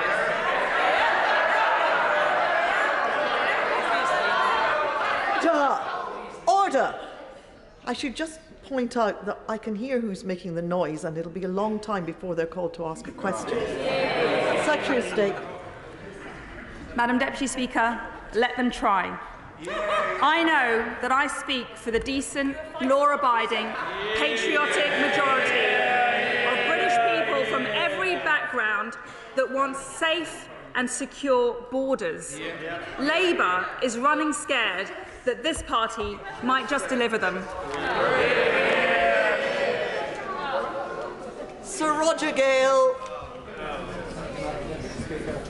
Madam Deputy Speaker, will you allow me first to express my condolences to the families of those affected by the incident at Dover, and particularly the family of the man who was responsible, who had very severe mental health difficulties. I think our thoughts ought to be with all of them. Madam Deputy Speaker, can I also thank my right honourable friend, the Minister of State, for taking the trouble and the time to come yesterday to see the facilities at Manston for himself and to greatly understand the problems that we've been facing. And can I thank the staff at Manston for the incredible dedication that they've been showing under very difficult circumstances. They are doing a superb job, and I hope everybody understands that. Madam Deputy Speaker, the facility at Manston, the asylum processing facility, was opened in January to take 1,500 people and to process them daily in not more than 48 hours, but mainly in 24 hours. That facility operated absolutely magnificently and very efficiently indeed until 5 weeks ago, when I'm afraid the Home Secretary took the policy decision not to commission further accommodation. And it is that that has led to the crisis at Manston. Will my right honourable friend, the Home Secretary, now give the House an assurance, first, that the adequate accommodation will be provided to enable the Manston facility to return to its previous work? Will she honour the undertaking given by the Right Honourable Lady, the Member for Witham, and my honourable friend, the Member for Corby, who have indicated that this would be a temporary facility handling only 1,500 people per day, and that it would not be a permanent residence? And will she give a further undertaking that under no circumstances will Manston be turned into a permanent refugee camp? Well, I thank my honourable friend for his commitment to safeguarding the people who are at Manston and representing his local constituents in the area. And I was very pleased to meet with him a few weeks ago to hear from him about the situation at Manston. As I said, I just must gently correct him, however. On no occasion have I blocked the procurement of hotels or alternative accommodation to ease the pressure on Manston. I'm afraid that simply isn't true. And I'll repeat it again, but since September the 6th, when I was appointed, over 30 new hotels have been agreed to. They would provide over 4,500 additional hotel bed spaces, many of those available to the people in Manston. Also, since the 6th of September, over 9,000 people have left Manston, many of those heading towards hotels. So on no occasion have I blocked the use of hotels. And I would just gently refer members of the House who seem to be labouring under that misapprehension to the Home Affairs Select Committee session last week, where officials and the various frontline professionals who've been working with me on this issue confirm that we've been working energetically to procure alternative accommodation urgently for several weeks now. There are procedural and resource difficulties and challenges in doing that quickly. I would very much like to get alternative accommodation delivered more quickly, but we are working at pace to deliver contingency accommodation to deal with this acute problem. Stuart MacDonald. Thank you very much, Madam Deputy Speaker. I thank the Home Secretary for her statement, and I join the whole House in condemning the frightening attack at Western Jetfoil, in sending our sympathy to all those who were impacted, and indeed our thanks to all who responded so professionally.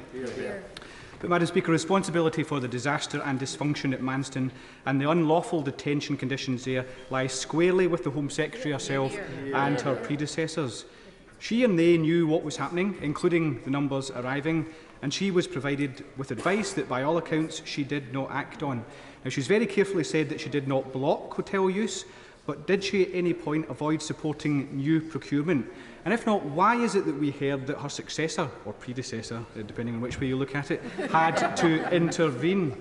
Ultimately, Madam Speaker, what was a functioning facility in the summer is now totally unsafe, and that was on her watch. Looking to the future, what now? Unfortunately, the Home Secretary offers only the same old failed sound bites, discredited policies and nasty rhetoric. What we need is an expansion of safe legal routes, at a minimum reversing the loss of the routes under the Dublin Convention. Instead of £120 million in a disgraceful Rwanda dream, that could have trebled the number of asylum caseworkers working to clear the backlog. And why not fast-track fast-forward claims, for example, from the 16,000 Syrians and Afghans, half of whom have been waiting for over 6 months. Make decisions on their cases quickly. 95% and more will get asylum. They can move on and we can free up accommodation. Madam Speaker, on her letter today, last week the Home Secretary resigned, claiming she accepted responsibility, but the facts suggest that she tried to dodge it but got caught. Why else did she find time to request the accidental email recipient was to delete and forget, yet only notified senior officials and the Prime Minister after being confronted? These excuses will not wash. Ultimately, how can one so-called misjudgment last week be a resignation offence, and yet she can stay this week after admitting 6 of the very same misjudgments? She said no documents were top secret, but how many were marked official and sensitive? Did she do similar as Attorney General? How do we know? Hear, hear. Madam Speaker, her return so quickly after an admitted ministerial code breach is a farce. It reflects poorly on her and poorly on the Prime Minister. Both should think again so that someone else can get on with the real work. Thank you, Madam Deputy Speaker. I refer the honourable gentleman to the letter that I sent today to the Chairman of the Home Affairs Select Committee. I've been upfront about the details of my diary on the 19th of October. Cooperative with any review that's taken place. I've apologised, I've taken responsibility, and that's why I resigned. I hope the House will see that I'm willing to apologise without hesitation for what I've done and any mistakes that I've made.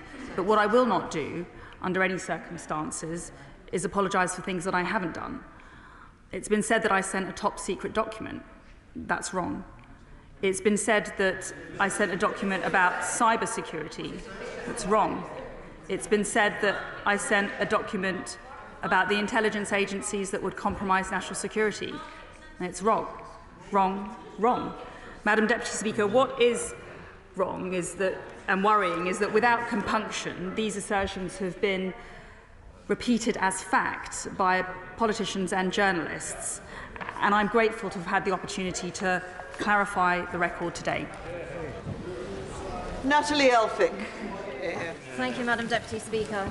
I'd like to put on record my thanks to all of the first responders to the horrific incidents that happened at Dover yesterday. Constituents working at the Dover facility have raised concerns about the current safety at the site. Does my right honourable friend agree with me that this type of facility has no place in a busy open port like Dover? And can she look at moving it to a more appropriate, secure location immediately? And does she also agree that we cannot keep doing more of the same, paying millions of pounds to the French, but seeing ever-increasing numbers of illegal arrivals? It is now time for a new approach with the French to stop the boats leaving the French beaches, a joint channel security zone to tackle this issue and bring an end to this illegal immigration activity once and for all. Well, I want to thank my honourable friend for her indefatigable campaigning on this issue, and I've been very grateful to her for her direct input on this issue. This is incredibly difficult. I don't want to sugarcoat the problem. There are incredibly multifaceted challenges that we have to deal with. And when it comes to Manston, like her, I'm very concerned about the conditions there, and I have been so for several weeks. That's why I've taken urgent action to stand up an operational team to increase the emergency accommodation on the site on a temporary and emergency basis. I was not willing to release hundreds of migrants into the local community. I won't do that. I will do everything I can to find cost-effective and practical alternatives. We need to find many more sites for accommodation and beds. We are looking at all instances, whether that is hotels, whether that's land owned by other agencies, for example, MOD or other government departments, looking at other dispersal around the country. We have to look exhaustively, but it isn't easy. Dame Diana Johnson. Deputy Speaker, and can I welcome the Home Secretary to her place? And I look forward to her attending at the Home Affairs Select Committee on the 23rd of November, as we haven't seen a Home Secretary since February of this year. The Home Affairs Select Committee heard evidence last week that Manston was at breaking point. We were also told by the Home Office's Director General for Customer Services that 3 hotels were approved 1 week ago when the Right Honourable Member for Welwyn Hatfield was the then Home Secretary. So can this Home Secretary confirm exactly how many hotels or alternative accommodation options she was personally invited by her officials to approve for use during her first tenure as Home Secretary, and how many hotels or alternative accommodation options she actually did grant approval and permission for during her time? And finally, perhaps the Home Secretary might wish to join the Home Affairs Select Committee when we visit Manston again for the second time this week. Well, I read with interest the session that the Honourable Lady conducted last week at her Select Committee, and I just want to put on record my immense thanks to the officials. The officials that you heard evidence from are brilliant and simply the best in the business, and they work day in, day out to try and get the best service. And I note from questions 67 to 78 approximately, there was a lot of discussion about my involvement and my grip of the situation, and I encourage all members to read that section of the transcript, which confirms on the record by officials with whom I've been working directly that there has been active procurement of hotels. There's been a huge amount of work which has been put on. How many? I will repeat myself again. Since the 6th of September, over 30 new hotels have been agreed, providing over 4,500 additional hotel bed spaces. That's been under my watch. That's been when I've been in charge of the Home Office. And I'm very grateful to all those officials. And I must put on record my thanks to the now departed Minister Purseglove, who has been instrumental in assisting in dealing with this problem. Craig McKinley. My right honourable friend mentioned Albanians in her statement. I hear that 2/3 of those at Manston are Albanians. Does she have an absolute figure for that? But is my right honourable friend aware that in Germany and Sweden, that work to the same immigration accords as we do, they allow 0 applicants from Albania? Surely it stands to reason that an EU applicant country, a NATO country, a country that's in the Council of Europe and is patently not a war zone, we should not be accepting refugee status and claims from such a country. What is she going to do about that aspect of this problem? Well, my honourable friend again raised a very important feature which has emerged over the last 6 to 9 months about the prominence of Albanian migrants arriving on our shores. And he's right. Albania is not a war-torn country. And it is very difficult to see how claims for asylum really can be legitimate claims for asylum. I would also note that we see a large number of Albanian migrants arriving here and claiming to be victims of modern slavery. Again, I really am circumspect of those claims because Albania, of course, is a signatory to the European Convention Against Trafficking, the original convention that underlies our modern slavery laws. And actually, if those people are genuinely modern slavery victims, they should be claiming that protection in Albania. Diane Abbott. The Home Secretary will be aware that one of the problems with the asylum system is the unacceptably long time it takes to process claims. The Home Affairs Select Committee took evidence from the Independent Chief Inspector of Borders and Immigration, and he told us that currently caseworkers, decision makers, are making 1.3 decisions a week. The Leeds pilot, which is referred to, has put the numbers of decisions up to 2.7 decisions a week. Doesn't the Home Secretary understand that this is far too slow? And what is she going to do about it?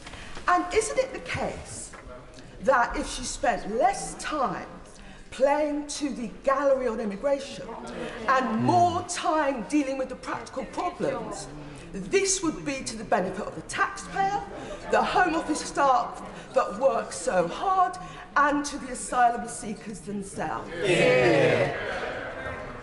It's not often I say this, Madam Deputy, but I do actually agree with a lot of what the Right Honourable Lady has just said. She is right. And when I arrived at the Home Office in September, I was very dismayed to find that, as was set out at the Select Committee last week, only 4% of those claims waiting in the system have been processed so far. So we have a very slow-moving system. That is unacceptable, and that is a big part of the problem. And part of our plan to solve the problem is to speed up asylum processing. We're putting more resources behind it, we're putting more technology behind it, we're trying to identify how we can be more efficient. But yes, it's a big feature which is clogging up the system, and we see the pressure playing out at Manston. Tim Lawson. Clearly, the situation at Manston's become unsustainable because of the record numbers coming across the channel. 40,000, and November last year was the highest month, so we haven't seen the end of it. And of course, as my honourable friend from Thanet South has said, a record number of Albanians, 12,000, up from just 50 2 years ago. So following on from his question, what exactly is the arrangement with the Albanian government about returns? What arrangements is she looking at to fast-track Albanians, potentially in separate processing centres, helped by those Albanian officials we've allowed to come here to assist? How many Albanians have so far been returned in the last 12 months? How many of those Albanians have taken voluntary return payments to return? And of those, how many of them have actually come back to the UK again?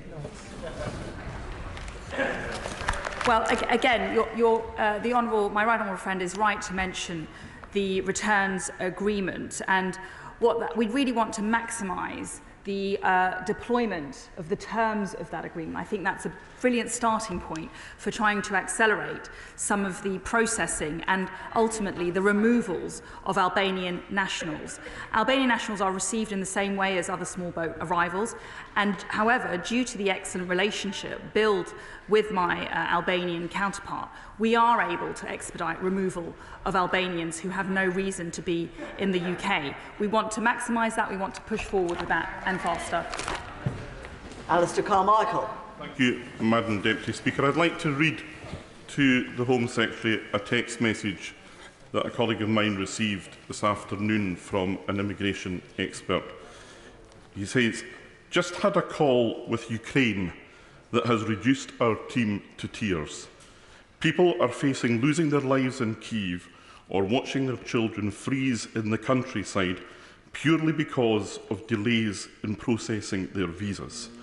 UK Home Office, paper pushing and unnecessary waits are costing people their lives in Ukraine." Ukraine, Madam Deputy Speaker, not Albania, Ukraine. Is that what the Home Secretary means when she says that this is a government taking asylum seriously? Home Secretary.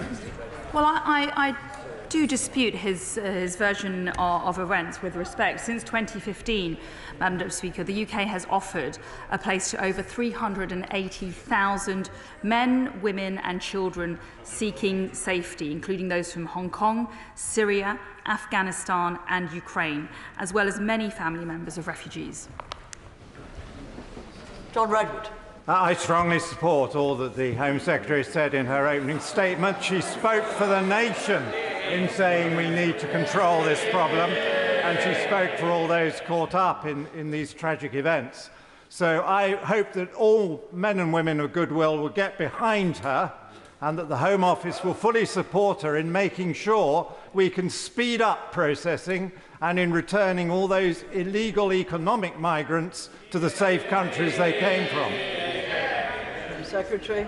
My right honourable friend speaks a lot of sense, as always, and he's right. The British people have had enough of an out-of-control borders system, and it's incumbent on this government, and I know for a fact that this Prime Minister takes this issue extremely seriously, and I know that he will leave no stone unturned until the problem is fixed.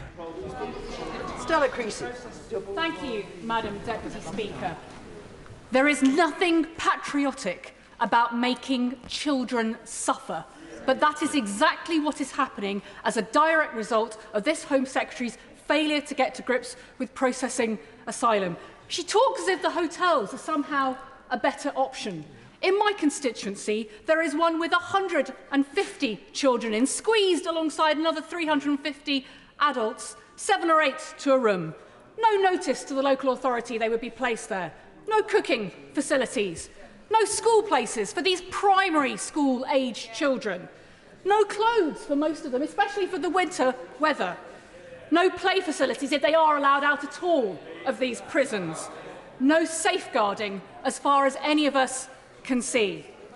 If the Home Secretary is so confident that this is meeting her duty of care on behalf of this country, then will she publish the contract requirements for how children are housed in hotels and the precise details of the sorts of services they should expect and that we should be proud of as a country dealing with those fleeing asylum? Madam Secretary.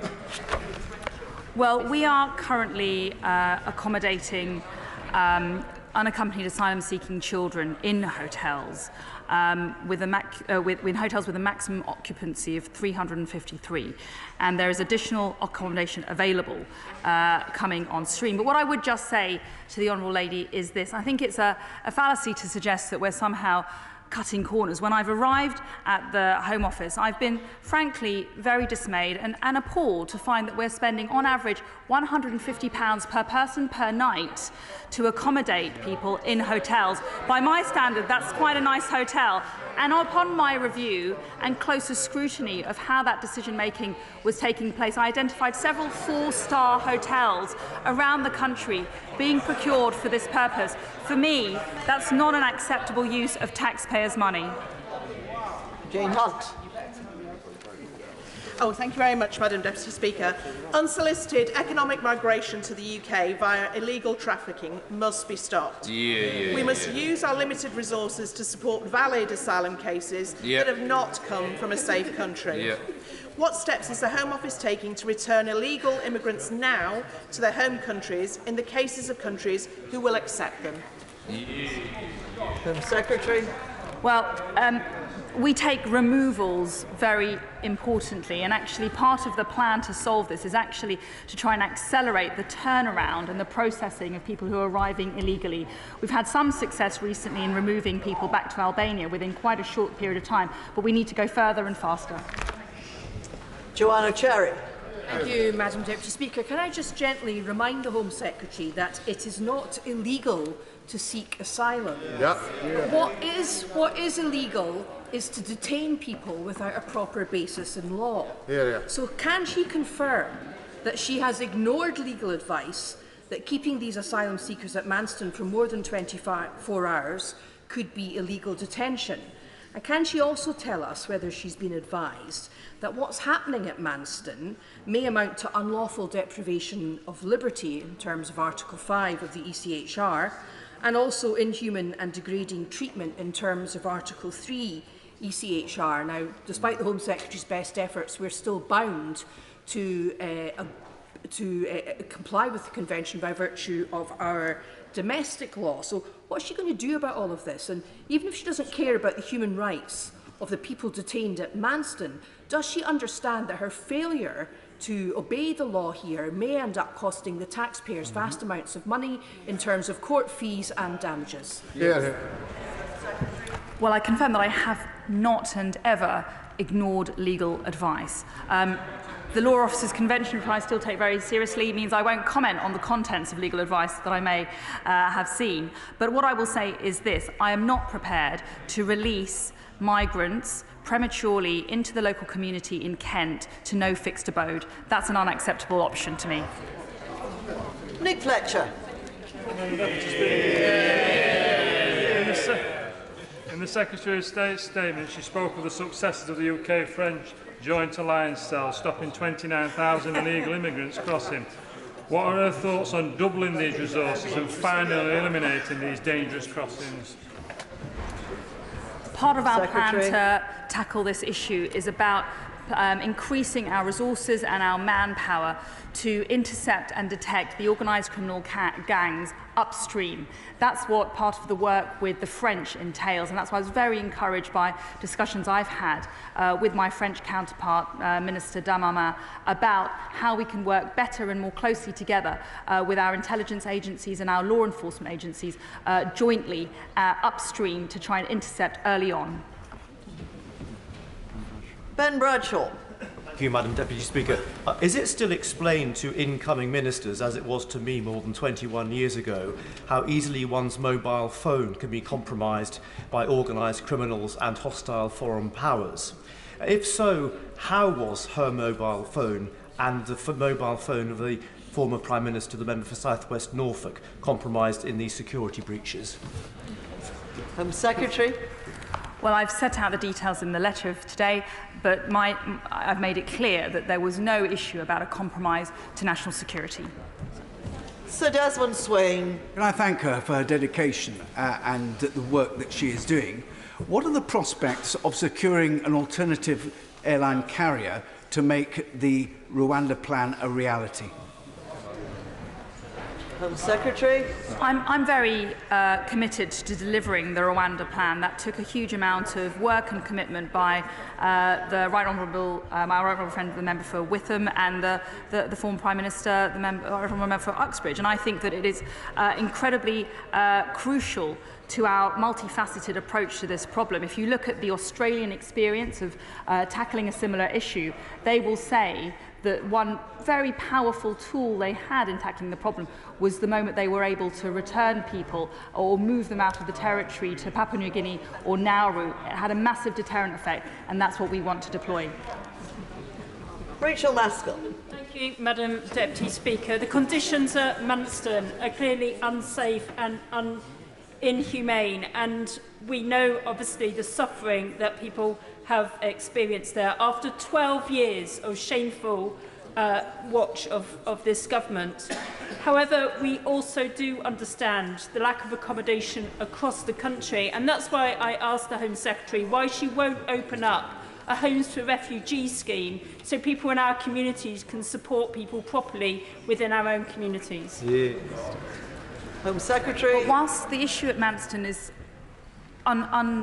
indisputably concerning, I don't want us to create alarm unnecessarily. So when she talks about the language that she uses, I do gently urge her not to use inflammatory language. We are aware, for example, we are aware of a very small number of cases of diphtheria reported at Manston, but there are very good medical facilities there. All protocols have been followed. People are being fed, they are being clothed, they are being sheltered.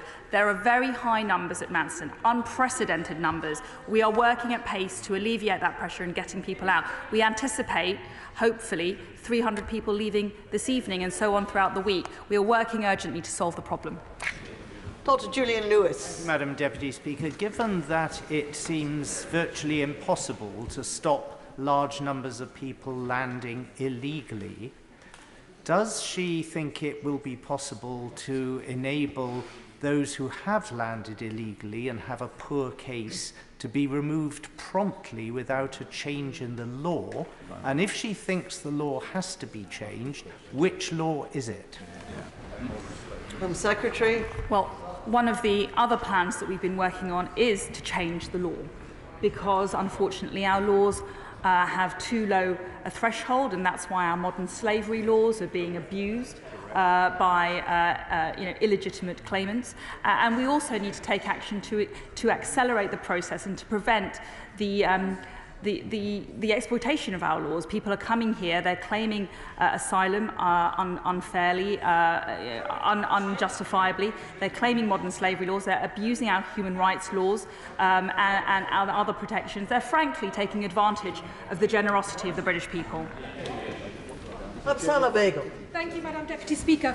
Manston is supposed to be a short-term holding facility. People are not supposed to be there for more than 48 hours. That means people must be being detained illegally in these conditions. So will the Home Secretary tell us how many people have been detained for more than 48 hours? How many claims for unlawful detention is she expecting, and at what cost?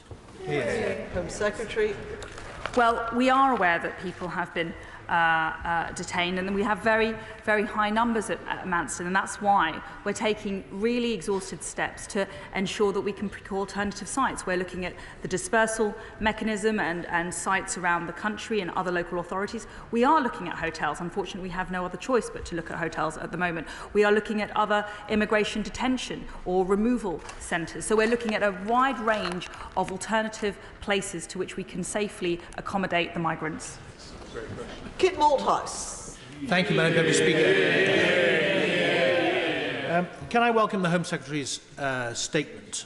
In it, she says importantly that everybody who arrives illegally undergoes essential security checks before they're released. Could she confirm that this applies not just to those who claim asylum, but also those who land and do not claim asylum and are in effect arriving without a visa and therefore are eligible for temporary release from which they may not return?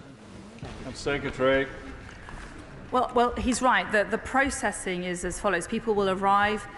They go first of all to the Western Jetfoil, where they are, they get dry clothes. They are looked after in the immediate arrival onto the territory. They are then taken to Manston for biosecurity and security checks, is the type that he's just talked about. Chris Bryant. Thank you, Mr. Deputy Speaker. She says the system's broken. Well, yes, it is broken. When you see the number of people taking dangerous trips across the Channel rise year on year and year, yes, it's broken when it takes longer and longer to deal with individual claims, so it's of greater cost to the British taxpayer. Yes, it's broken when you have thousands of people in completely inappropriate accommodation, which is probably breaking the law, and they may end up having to seek compensation against the government, again threatening the taxpayer. Yes, it's broken when ministers, a Home Secretary, breaches the ministerial code 6 times and only thinks that she has to step aside for 6 days. I believe in the rehabilitation of offenders, but don't you have to serve the time first? Or is there one rule for everybody else and a completely different one for her? Well, I gently refer the honourable gentleman to my letter that I sent today to the chairman of the Home Affairs Committee. That's been clear about the timeline, my actions, the decisions for my actions. I apologised, I took responsibility, and that's why I resigned. But what this political witch hunt is all about is about ignoring the facts of the problem. The facts of the problem are that we do have a problem with the slow time that it takes to process asylum claims, and that's why we are taking immediate action to bring the asylum backlog down. We've got a pilot which is being rolled out. We've got more resources and decision makers being put into the front line, and we've got a different system of trying to assess the claims so that we can try and speed up the time that people are waiting for a decision. Sir William Cash. May I commend my right honourable friend very strongly for her statement. Does she agree that we must make a clear, legal and enforceable distinction in statute law between genuine refugees and illegal economic migrants and deal with this problem once and for all?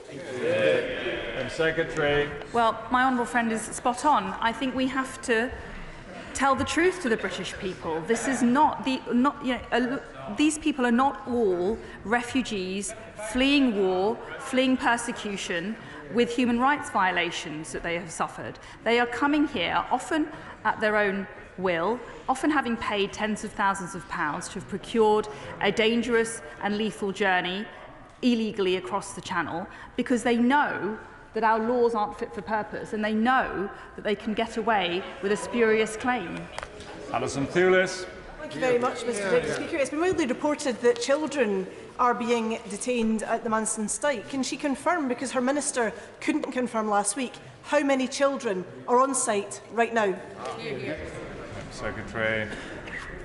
Well, we don't routinely detain children or unaccompanied asylum-seeking children at Manston, but there are a number of unaccompanied asylum-seeking children have been accommodated, not detained, for a brief period this summer while the accommodation was identified. And of course, people were evacuated to Manston yesterday, and that did include children.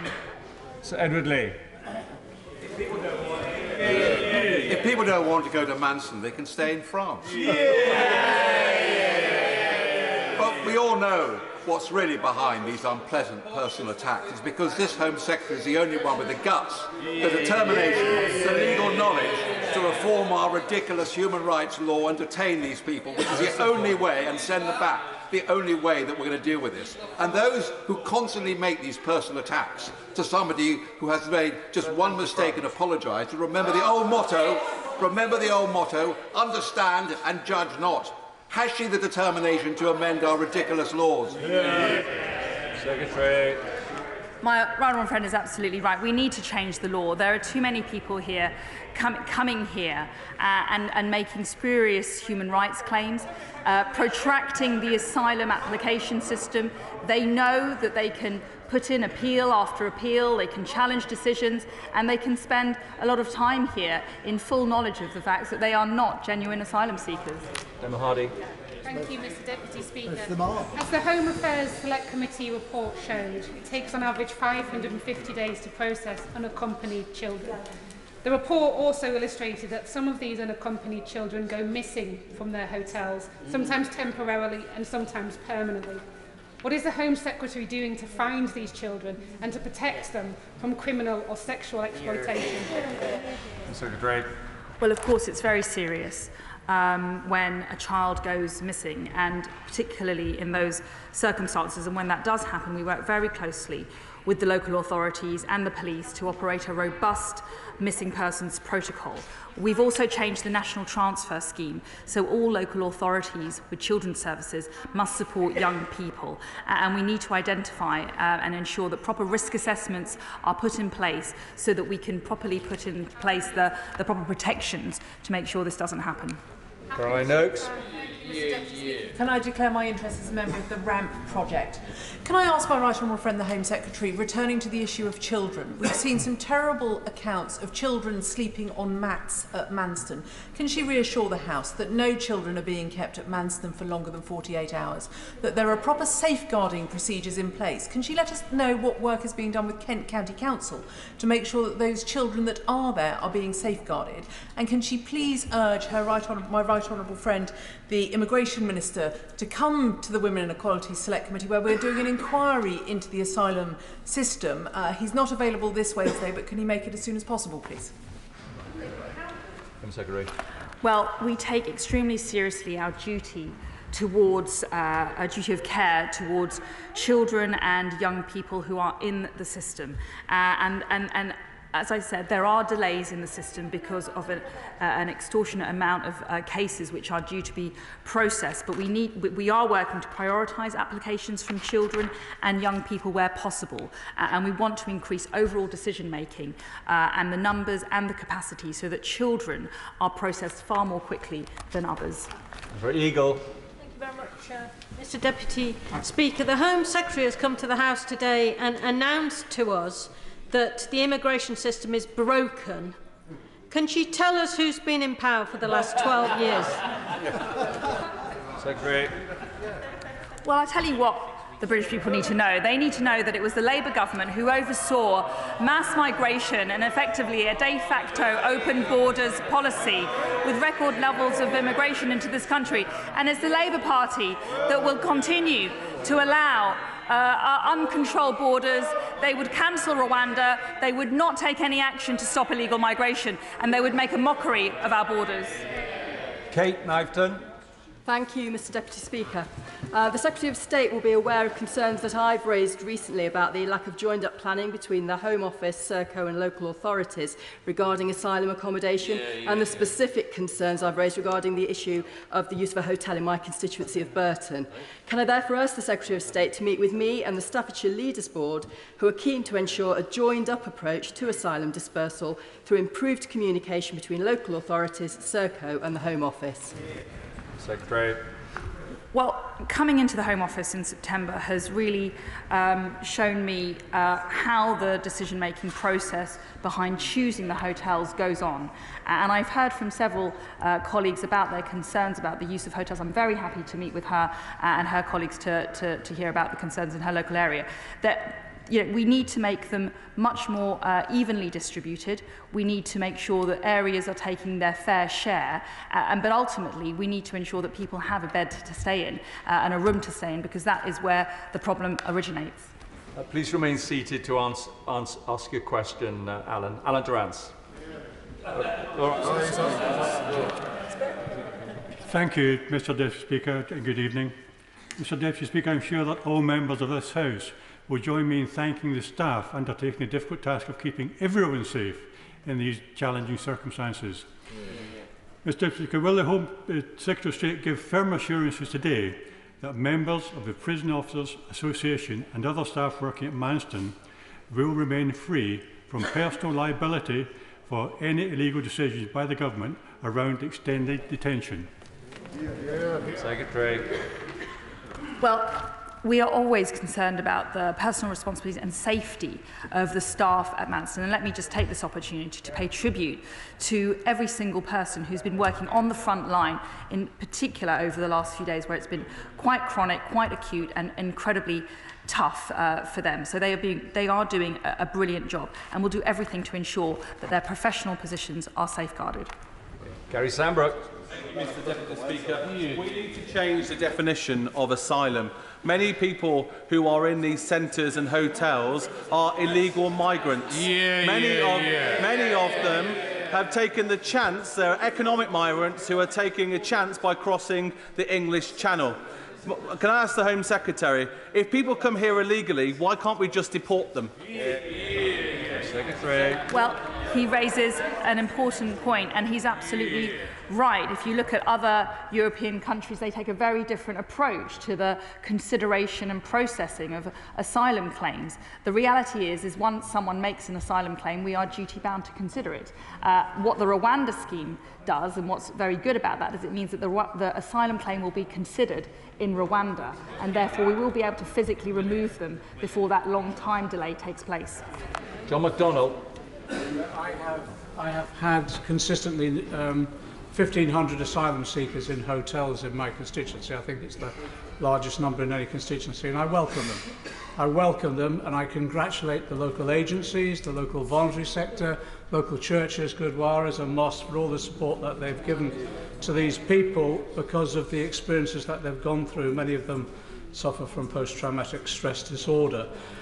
However, this situation was meant to be resolved by relocation and the fast processing of the cases themselves, the bulk of which I believe are accepted when they are processed, they're accepted as genuine asylum seekers.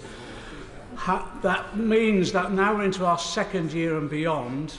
It means there is a need now to review the resources that is going into local areas like mine, particularly to support the local NHS and local schools and, yes, the local authority and local voluntary sector. Can I ask the Home Secretary to initiate that review as rapidly as possible? We want to do all we can to assist these people, but obviously we need the local resources to do that.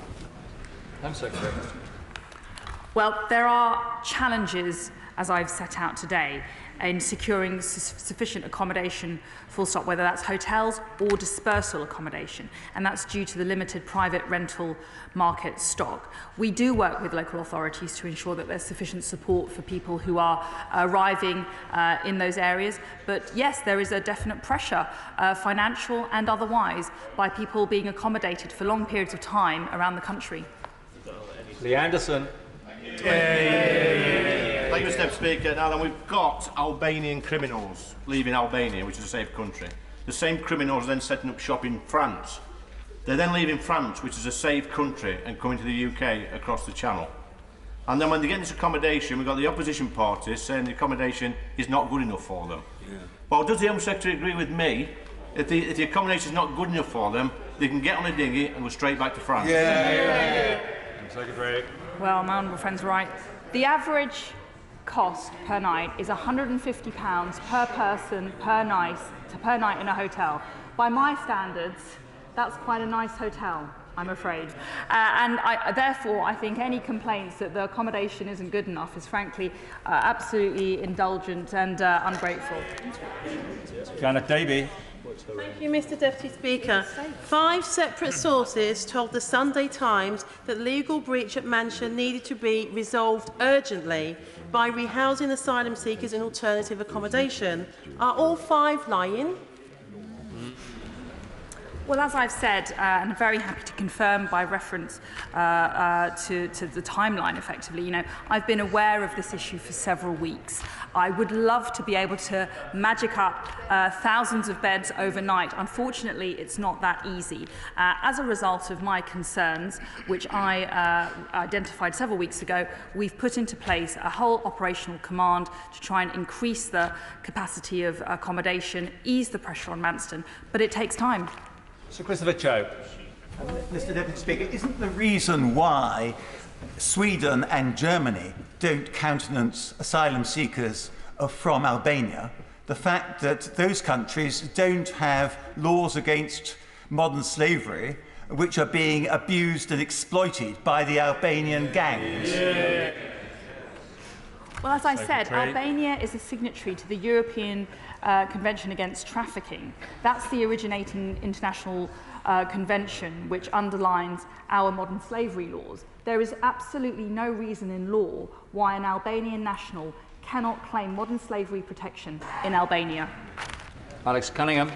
Mr. Deputy Speaker, I don't think it was unkind of my right honourable friend, the member from Wallasey, to remind the Home Secretary that the system she's rubbished time and time again today are a product of 12 years of Tory government. Now, staff who are employed at Manston are extremely anxious about their responsibilities and role and how law-breaking decisions affect them. So can the Home Secretary assure the House that staff will remain free from personal liability for any illegal decisions taken by others, including ministers, around extended detention? Secretary. I'm very proud of this government's track record on helping some of the most vulnerable people coming to this country from some of the most dangerous parts of the world. 55,000 visas issued under the Ukrainian family scheme, 138,000 Ukrainian sponsorship scheme visas, 15,000 individuals from Afghanistan under Operation Pitting, 5,000 people arrived in the year since Operation Pitting, 20,000 people under the Afghan Citizens Resettlement Scheme. That's a record of which I'm proud. Jonathan Gullis. Thank you, Mr Deputy Speaker. The people of Stoke-on-Trent North, Kidsgrove and Talk are appalled by the amount of illegal economic migrants coming across the English Channel. And again, Stoke-on-Trent, which currently houses over 800, is being asked to carry the burden with an attempt to try and place more in the North Stafford Hotel. Will my right honourable friend immediately stop this abuse of Stoke-on-Trent and instead put illegal economic migrants in places with open border and free movement supporters, such as the Shadow Immigration Minister?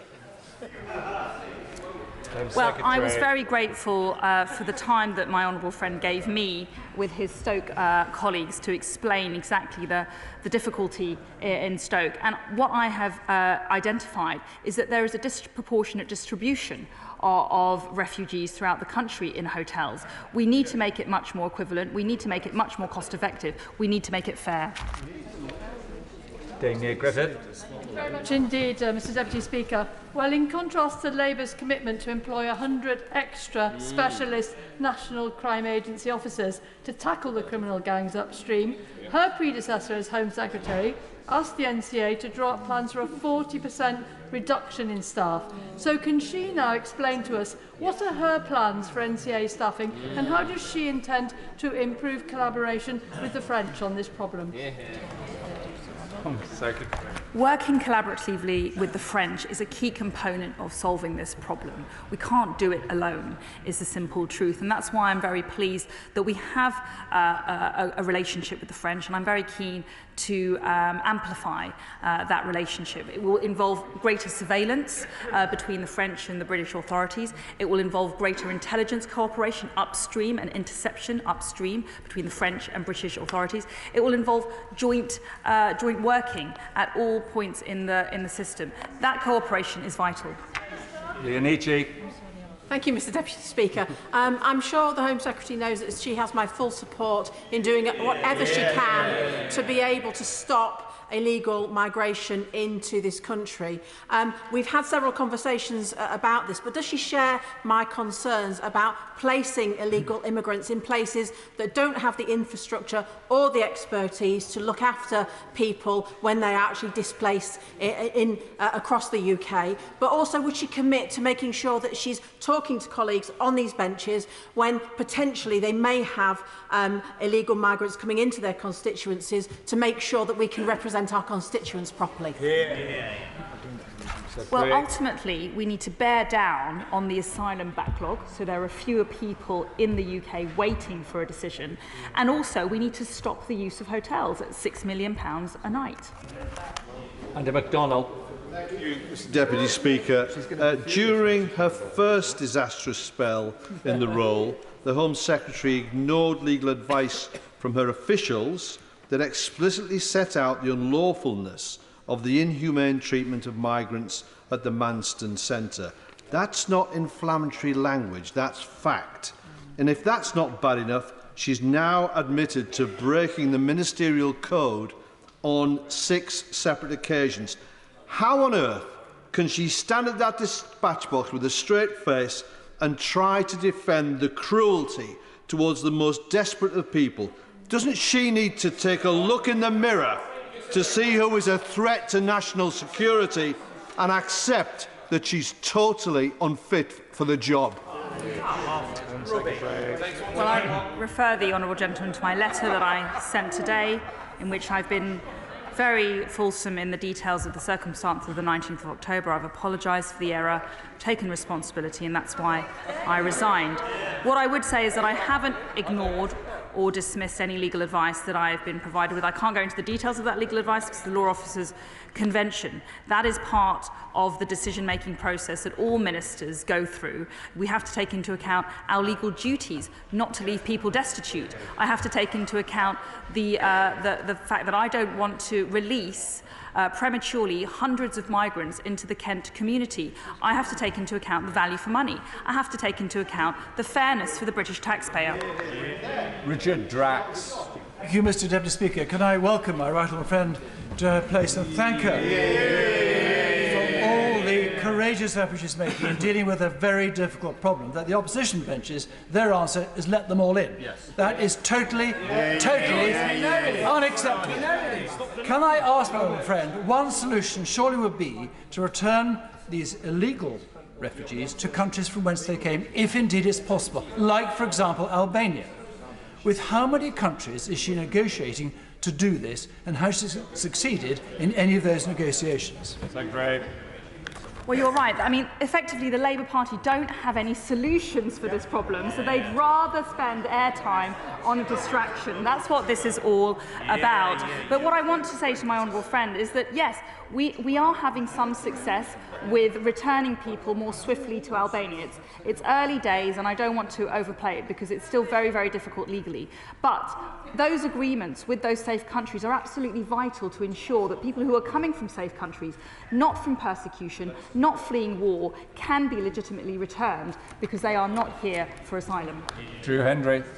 Mr. Deputy Speaker, as Home Secretary responsible for national security, if she is made aware of a government employee, a civil servant, who, despite apologies, is sacked for sharing government material several times on private email or device, would she sanction that employee being re-employed? As I've made clear, I'm very willing to apologise for mistakes that I have made, but what I'm not willing to do is to apologise for things I haven't done. So, as I said, it's not right that there's been a breach of national security. It's not right that there was a document about security matters, intelligence agencies or law enforcement. Those are simply not true. Ali. Thank you, Mr. Deputy Speaker. In the words of the Home Secretary, the asylum system is broken. 12 years of Tory government and the asylum system is broken. Now, if she says we've got no solutions, the Home Secretary can press upon the Prime Minister to call a general election and let the electorate decide who they trust more. The recent revelations of conditions... Order, resume your seat for 1 second. Please, can all members now, you can see what time it is, and we've got 5 hours of business ahead of us, plus votes. Questions, please, not statements. Question, please, Mr. Ali. The recent revelations of conditions at Manston Processing Centre highlight the complete and utter failure of leadership at the Home Office. Will the Home Secretary do the decent thing once again, where she did it on the 19th of October, and resign from that position because of the conditions at Manston? Great.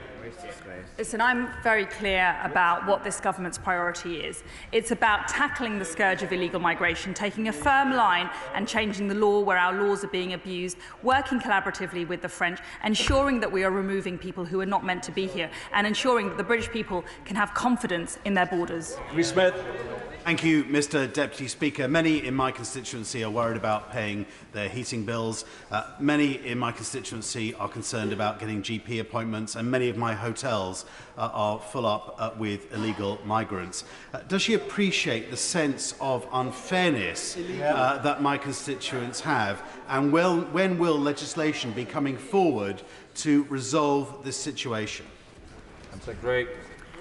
Yes, I do appreciate the seriousness of this issue, and it's been my #1 priority since September. It is unacceptable that we are spending £6 million a day on hotel accommodation for asylum seekers. It is unacceptable that we have 35,000 asylum seekers in hotels distributed around the country. We need to bring that to an end. We need a comprehensive plan of alternative sites. We need to speed up our processing of asylum. We need to remove people from the UK more quickly. And ultimately, we need to change our law, and we'll be introducing legislation later this year to ensure that there is no longer any abuse of our laws. Olivia Blake. Thank you, Mr Deputy Speaker. I refer members to my register of interest for being a member of RAMP. I've been listening very carefully, and I would like to ask again the Home Secretary, how many extra hotel rooms has she personally procured in her position as Home Secretary? And in her letter of resignation, she wrote, pretending we haven't made mistakes, carrying on as everyone can't see that we have made them, and hoping that things will magically come right is not serious politics. Would she agree that she has made yet another mistake, that she should accept responsibility, and that she should resign? Secretary. I'm very pleased to repeat for the record that since the 6th of September, under my watch, over 30 new hotels have been agreed. Those would provide over 4,500 additional hotel bed spaces to be brought into use. Mark Jenkinson. Thank you, Mr Deputy Speaker. The Prime Minister is 6 days into his summer pledge of fixing this crisis within 100 days. So I hope, and my constituents in Workington hope, that my right honourable friend, the Home Secretary, is getting the support that she needs around that cabinet table. Yeah, absolutely. What is her assessment of those held, among those held, of the scale of abuse of our modern slavery laws? Listen, I thank my honourable friend for raising this point. Let me just say 2 points. First of all, the Prime Minister is absolutely committed to fixing this problem. I have absolutely no doubt whatsoever about his determination to fix this once and for all, and I have huge amounts of confidence in him, and I'm very grateful to him for his support operationally on this. When it comes to modern slavery laws, it's not just people coming here on the boats claiming modern slavery, but what they're doing is that buys them effectively a year, because it takes on average 400 days for a modern slavery claim to be processed, so they know that they will be accommodated in the UK free of charge. But it's even worse than that. We're getting now serious foreign national offenders in this country who have served sometimes several years for sex offences, for drug offences, for serious offences, and when they finish their sentence, the UK authorities want to deport them. What do? They claim to be a victim of modern slavery. Karen Buck. Deputy Speaker, it is absolutely essential that the pressures on the Manston Centre are relieved as soon as possible. It is also essential that we do not simply replicate some of those conditions in the concentrations of hotels.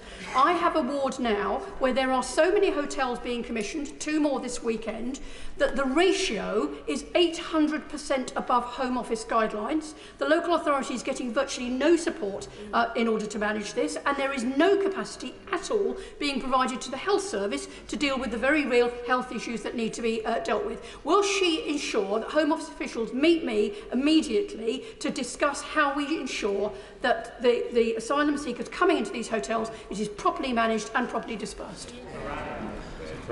Well, I'm very glad for the Minister of State for Immigration to meet with the Honourable Lady to discuss this issue in detail. What I would say is my review is identifying exactly the process of identification of the hotels around the country. We're seeing a real imbalance in geography and effectively of where the hotels are located.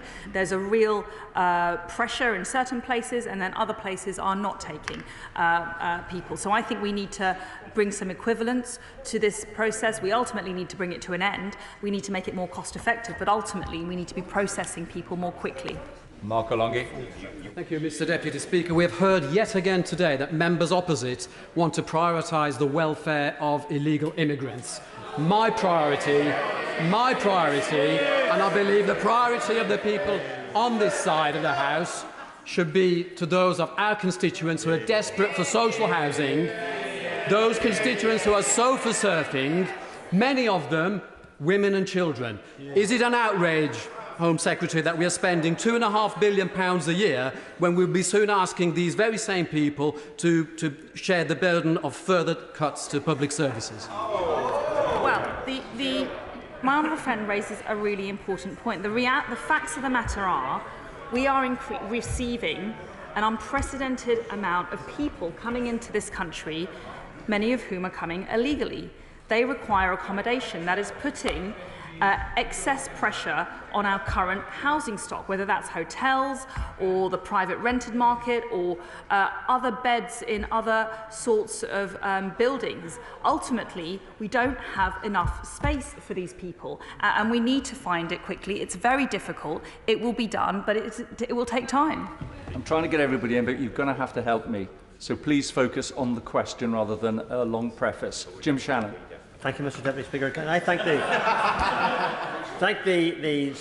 Home Secretary for their endeavours for a truly difficult and complex situation. Can I also ask the Home Secretary, will she outline what steps are in place to ensure that asylum centres are able to provide a basic standard of mental health care for those affected by the disgraceful action at the weekend? And can the Home Secretary ensure that asylum seekers are safe whilst waiting for the determination of their applications, as is the law in this great nation of the United Kingdom of Great Britain and Northern Ireland? Thank you. Great. Well, of course, as I say, and I'll reiterate it again and again, I'm very grateful for the brilliant response from the emergency services and the authorities and everybody at the Western Jetfoil and Manston yesterday, and actually subsequently dealing with this incident. And we are making sure that they are well supported. We will need more staff because of the increased numbers. I'm not going to mislead you on that, but we are trying to make arrangements to ensure that they are supported so that they are not overburdened. Scott Benton. Thank you, Mr. Deputy Speaker. May I welcome the Home Secretary back to her rightful place on the front bench. She has the support of the millions of Britons who are hoping, just hoping that one day we may finally get a grip of the small boats crisis. The Home Affairs Committee has been told that between 1 to 2% of the entire male population of Albania, that's 10,000 men, have arrived in the UK in the past year. Why on earth are we accepting asylum claims from Albania when countries such as Germany and Sweden do not? Great. Well, we have to ensure that our asylum laws are fit for purpose, and there has been some great achievements secured by the passage of the Nationality and Borders Act, and they're going to be operationalised in due course. But he's right, we need to change our laws to ensure that people are not abusing our legal frameworks. Nadia Whittam. Thank you, Mr. Deputy Speaker. Yesterday, in a horrifying attack, a man threw petrol bombs at Toghaven Immigration Centre in Dover. Does the Home Secretary consider this an act of terrorism? If not, why not? And will she unequivocally condemn all those who promote hatred towards migrants? Well, of course, I mean, I'm not going to comment on the particular details of this case. It's a very, very sad case. It's a very worrying case.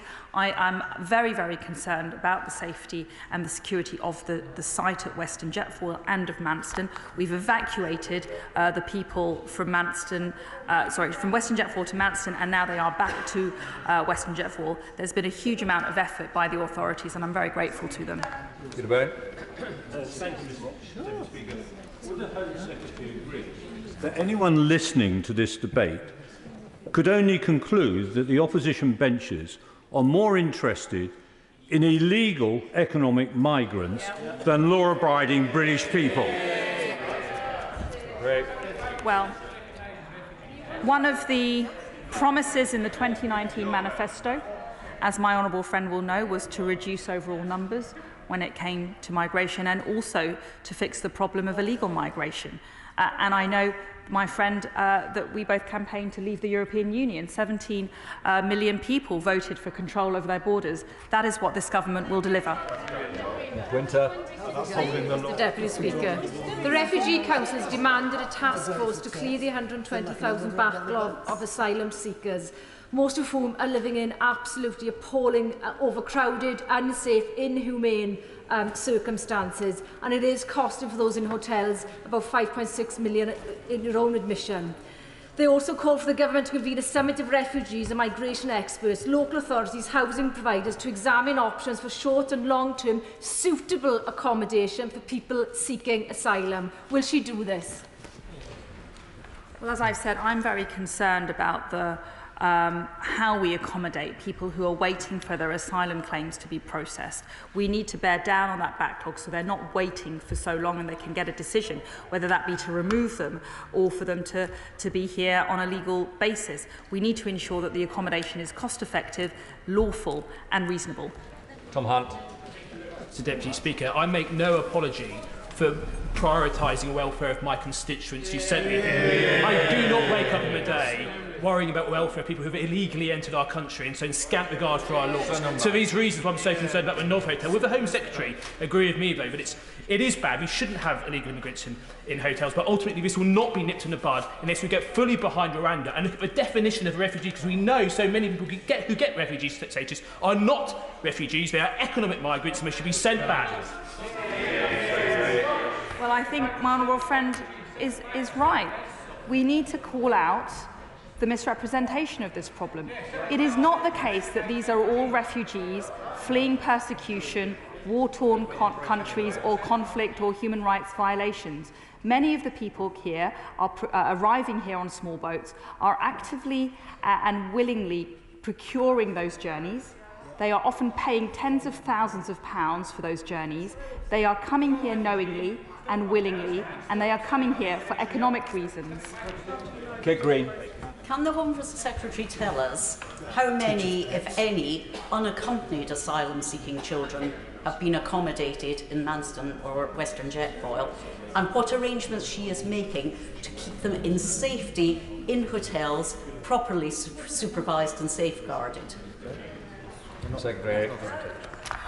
Well, as far as I'm aware, unaccompanied asylum-seeking children are not routinely detained at Manston. However, what I will say is that there were a number of unaccompanied asylum-seeking children who were accommodated, not detained, for a brief period this summer while accommodation was being identified. And of course, overnight, people have been evacuated to Manston yesterday from the Western Jetfoil, and that will have included some children. Jim Sunderland. Mr Deputy Speaker, thank you. The issues we've been discussing in the House this afternoon are symptomatic in the main of illegal immigration. Could I please first of all commend the Home Secretary for her stated intent to deal resolutely with the small boats crisis? And secondly, can I please ask her exactly what we might expect for primary legislation needed and also when? Secretary. Well, I thank my honourable friend for his observations, and ultimately he's right. We need to be straight with people. There's an influx of people, there's an unprecedented number of people coming to this country. They are claiming to be modern slaves, they are claiming asylum illegitimately, and they are effectively economic migrants. They're not coming here for humanitarian purposes. We therefore do need to change our laws. We need to ensure that there is a limitation on that ability to abuse our asylum laws. We need to ensure that our modern slavery laws are fit for purpose and cannot be exploited by illegitimate claimants. Just to remind the Home Secretary to face the microphone, because I can't quite hear everything that's been said, and Hansard may have difficulties as well. Alex Sobel. Mr Deputy Speaker, the Home Secretary letter today outlined 6 breaches where she used a personal device to send it's there in black and white. To send official emails using a personal Gmail address. When I receive emails from a Gmail, I assume they're personal emails. What assurances can she give the House that none of those emails were forwarded on to third parties, and what investigation has been made that those personal Gmail emails were not hacked by any foreign powers? Secretary. I have answered this question, but for repetition's sake, I will say that I have set out all the details in the letter of the 19th of October. None of those emails were forwarded on to anybody else. I'm here to focus on the task in hand, which is the situation at Manston, how we're going to bear down on our asylum backlog, and I would have thought his constituents would be more interested in that too, actually. Ben Bradley. Deputy Speaker, can I first welcome my right friend, the Home Secretary's robust approach to this issue, which is a matter of fairness that is hugely important to my constituents. Increasingly, Mr Deputy Speaker, young men are arriving in the UK and then later claiming to be unaccompanied children. At that point, the local authority has to treat them as looked after children, and then claiming to be 17, we then have to look after them until they are 25 years old. The average cost of a looked after child is over £100,000 a year. I think my constituents will be horrified to learn that their council tax is being spent on that when it's intended for public services. So can my right honourable friend commit to looking at these rules and making sure that these extortionate costs that are hammering funds intended to support my constituents with public services can be changed? Does she agree that it will be impossible for the public to trust that our immigration policies are properly robust and fair for as long as people can arrive here illegally from a safe country and be able to stay here at the expense of UK taxpayers? Well, my honourable friend hits on a really important aspect of the problem, which is people who are coming here and claiming to be children.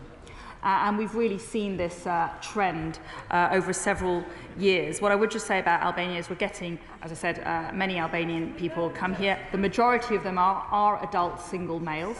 They are not by majority women or children or elderly people. And this claim of being a child is something that we are going to clamp down on. And in the new year, we will be delivering more robust age assessment procedures so that there will be less abuse of this very problem.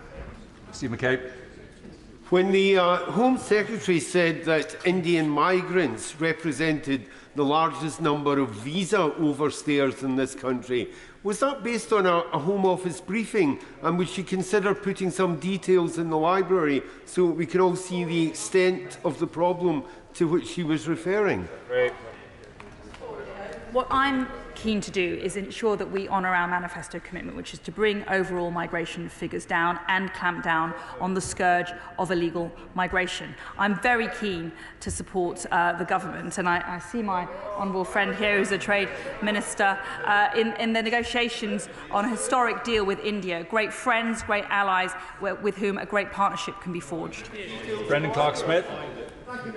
Speaker, does my right honourable friend agree with me that those who campaign to take foreign criminals off flights, those who obstruct us from implementing our Rwanda scheme, and those who continue to encourage the shameful behaviour of so-called charities and activist lawyers have done nothing but contribute to this criminal activity and a system now bursting at the seams? Well, my honourable friend, again, raises a really important point. Again, what we've seen, and I speak to our heroic border force officials on a regular basis, and they tell me about their first-hand experience. And what they have seen is repeated and vexatious claims. They see people arriving, they're not making a claim, and then they might see a lawyer, and then they suddenly come up with a claim after they've seen their lawyer. They make repeated and late claims as well, because they know that that's how to game the system. I think there are real concerns about the practice of some lawyers, not all lawyers, but some lawyers, and I encourage the authorities to take action. Chris Stevens. Mr Deputy Speaker, so is the Home Secretary then acknowledging that there are human beings at the Manston Centre who are being unlawfully detained for long periods, and if so, what assessment has her department provided to her on the prospects of someone issuing a legal challenge against her department for this unlawful detention? Great. Well, I'm very clear that we have too many people at Manston as of today, as we have done for some time now, and that's why we're taking urgent steps to remedy the problem. Aaron Bell. Thank you, Mr Deputy Speaker. The Home Secretary is absolutely right that we need to break the model of the business model of the people smugglers. We need to stop the boats. Would she agree with me that the opposition's suggestion of enhancing safe and legal routes is a mirage? Because no matter how many you expand them, unless you expand them to unlimited amounts, there will still be people willing to take the journey. So the only way we can stop this is by making sure people who do take that illegal route don't get to stay in this country. Secretary. We have already several safe and legal routes through which people who are genuine asylum seekers can make their application. And I'm very proud, as I've set out already, of our record of welcoming people who are genuinely fleeing persecution and war and conflict and human rights violations. However, we cannot accept the situation where people are bypassing those routes, jumping the queue effectively on illegitimate bases and making fabricated claims of being victims. Sure, Mr Deputy Speaker. The Home Secretary blamed her predecessor for the crisis that she's inherited twice. And indeed, the Home Office's own impact assessment of the Nationality and Borders Bill said it risked leading more people to taking desperate routes to the UK, as we've seen. So why is she doubling down on the same approach? I have many constituents who've been waiting years for asylum decisions. What is her target for processing claims? When will she clear the backlog?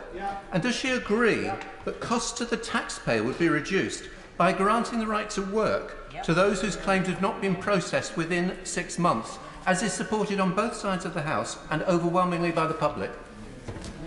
Secretary. Well, I have to disagree with him in his characterisation of what I've just said. I don't criticise my predecessor, the right honourable member for my right honourable friend, the member for Witham. She achieved a huge amount during her time as Home Secretary, passing the Nationality and Borders Act, which will take a massive step forward in dealing with problems, something he voted against. She secured the Rwanda Agreement, a landmark partnership with our friends in Rwanda to tackle for the first time and head on this problem. No, I'm very grateful for her work and her contribution. Danny Kruger. Thank you very much indeed, Mr Deputy Speaker. And of course we have moral obligations to asylum seekers. And it may well be the case that conditions at Manston are unacceptable. But what is totally unacceptable is the fact that every month thousands of young men arrive in this country from a safe third country, many of whom in fact set off from a safe third country in the form of Albania. 40,000 in this year alone. It's half the size of the British Army. I know that my right honourable friend shares the dismay that is felt on these benches at this situation, unlike the benches opposite, who seem from their questions today only concerned to advocate an open border policy and to take pot shots at a minister who uniquely is actually committed. Please, Mr Kruger, question. The question is that will she assure the House that she will not be deflected from her strategy of deterring the illegal migration that we are seeing? What a great question from my honourable friend. Thank you very much. He is absolutely right.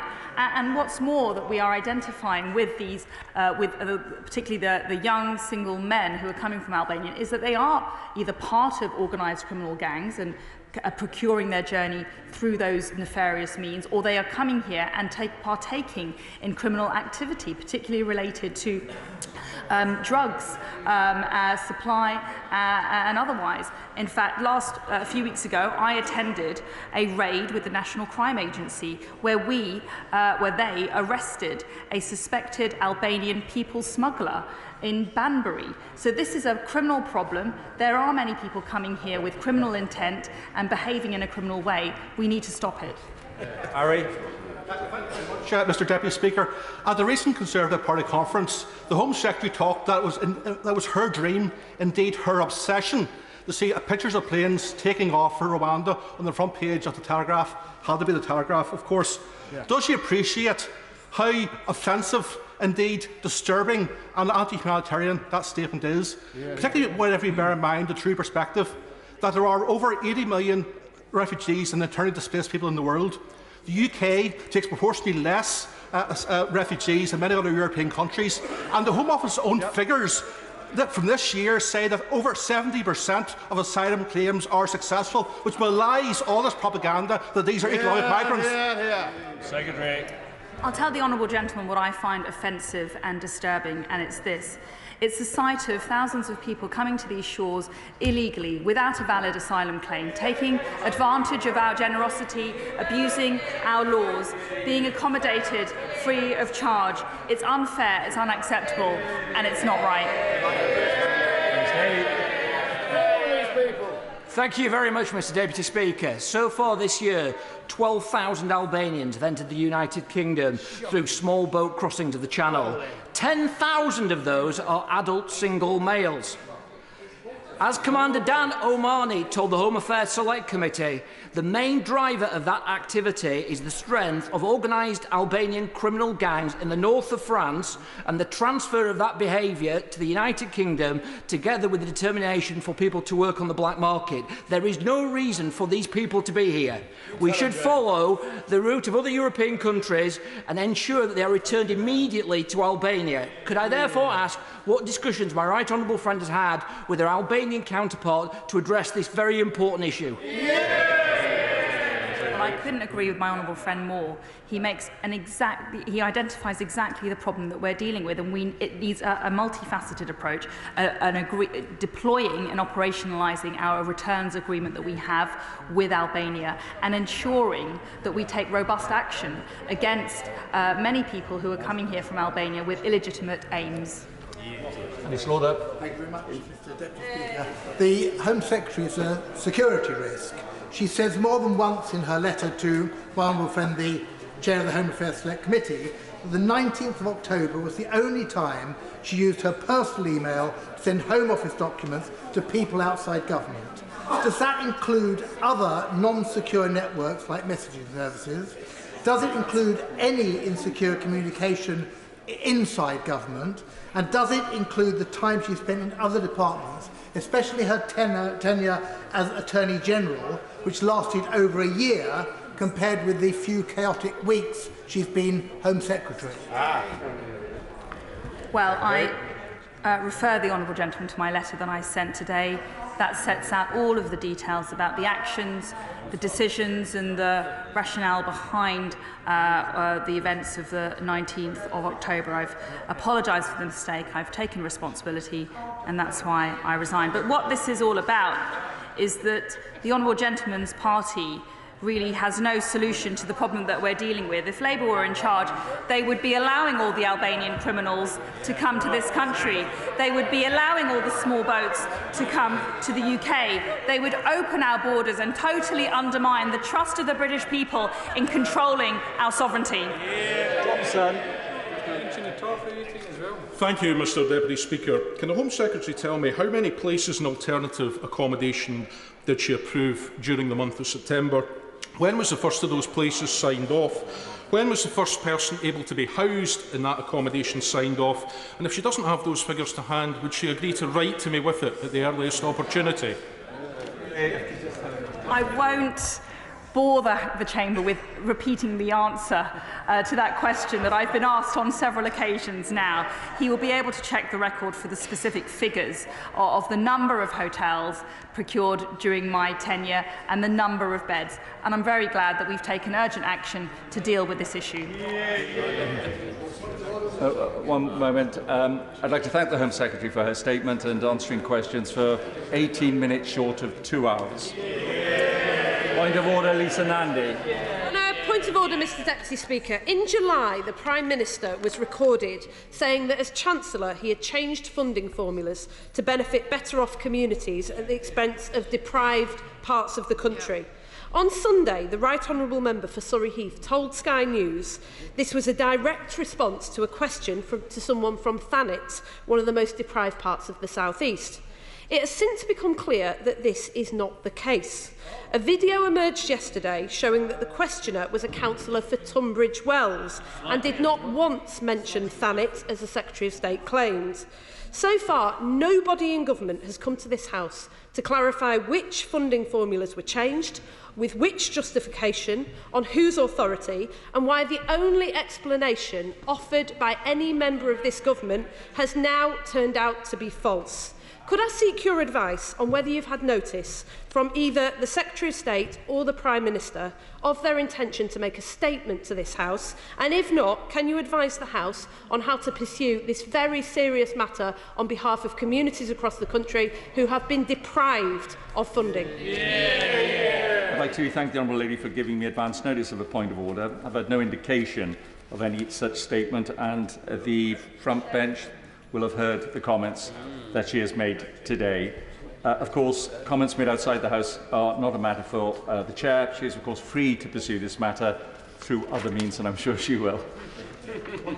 Point of order, Alice Cunningham. Thank you very much. I'm sure you'll be aware of the tragedy off the Teesside, County Durham and North Yorkshire coast, where crustaceans and other wildlife have been decimated and washed up on our beaches.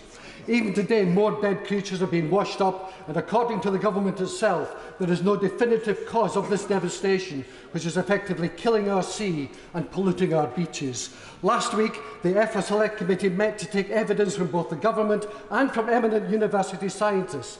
DEFRA say it may have been an algae bloom, whilst the scientists believe it to be pollution likely linked to dredging of the River Tees. Given this, Mr Deputy Speaker, I wondered if you're aware of any planned statement from DEFRA ministers, and if not, can you guide me as to how I may secure one? Thank you.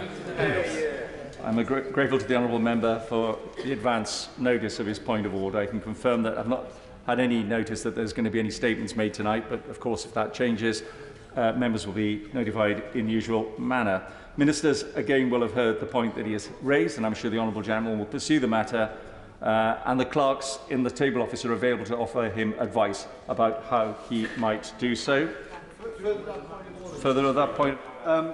At that select committee, Dr Gary Caldwell, marine scientist at Newcastle University, said that expressed his concerns that there was a causal link between the mastios and pyridine, and that's been shared by 3 government scientists from different agencies who have written to him, so they want the data, and they think that the capital dredging should be paused whilst further investigations are carried out. So I seek your guidance, Mr Speaker, about how we might secure sight of those letters from the scientists with an explanation from DEFRA ministers as to why in those circumstances capital dredging is justified without further investigation.